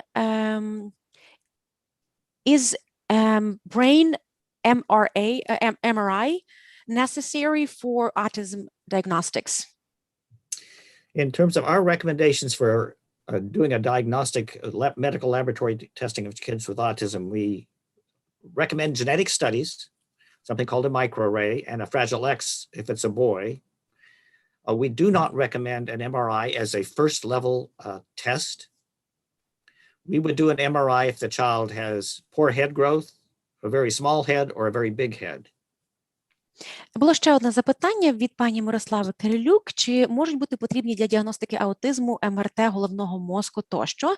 І Роберт зазначає, що в рамках діагностики аутизму є певні лабораторні дослідження і аналізи, які вони рекомендують. Передусім, це генетичні дослідження. Якщо це хлопчик, то це крихкий X, але МРТ використовується лише тоді, якщо, припустімо, є атиповий розмір голови, якщо голова у дитини занадто маленька або занадто велика. Поза тим, вони не використовують МРТ як стандартний інструмент в рамках діагностики. Okay. Thank you again. You did a wonderful job. I apologize for my technical issues. Ну що ж, ми вже закінчуємо. Дякуємо всім за активну участь та увагу. І перепрошуємо за ті технічні заминки, які у нас відбулися на початку вебінару. And I'll look forward to seeing everyone, or maybe not seeing everyone, next month. І я дуже сподіваюся, що ми з вами побачимося знову наступного місяця. І від імені проєкту я хочу подякувати всім учасникам за увагу, за участь. Будь ласка, слідкуйте за нашими подіями і доєднуйтеся до наступних вебінарів. Robert, unfortunately, Lisa cannot join. She cannot really have her sound on, but she asked me to pass her greetings and gratitude to you. So thank you very much for this webinar, and we are looking forward to working with you again. Okay, me too. Thank you. Так, ще раз всім дякуємо, і на цьому ми закінчуємо наш вебінар. Гарного вечора.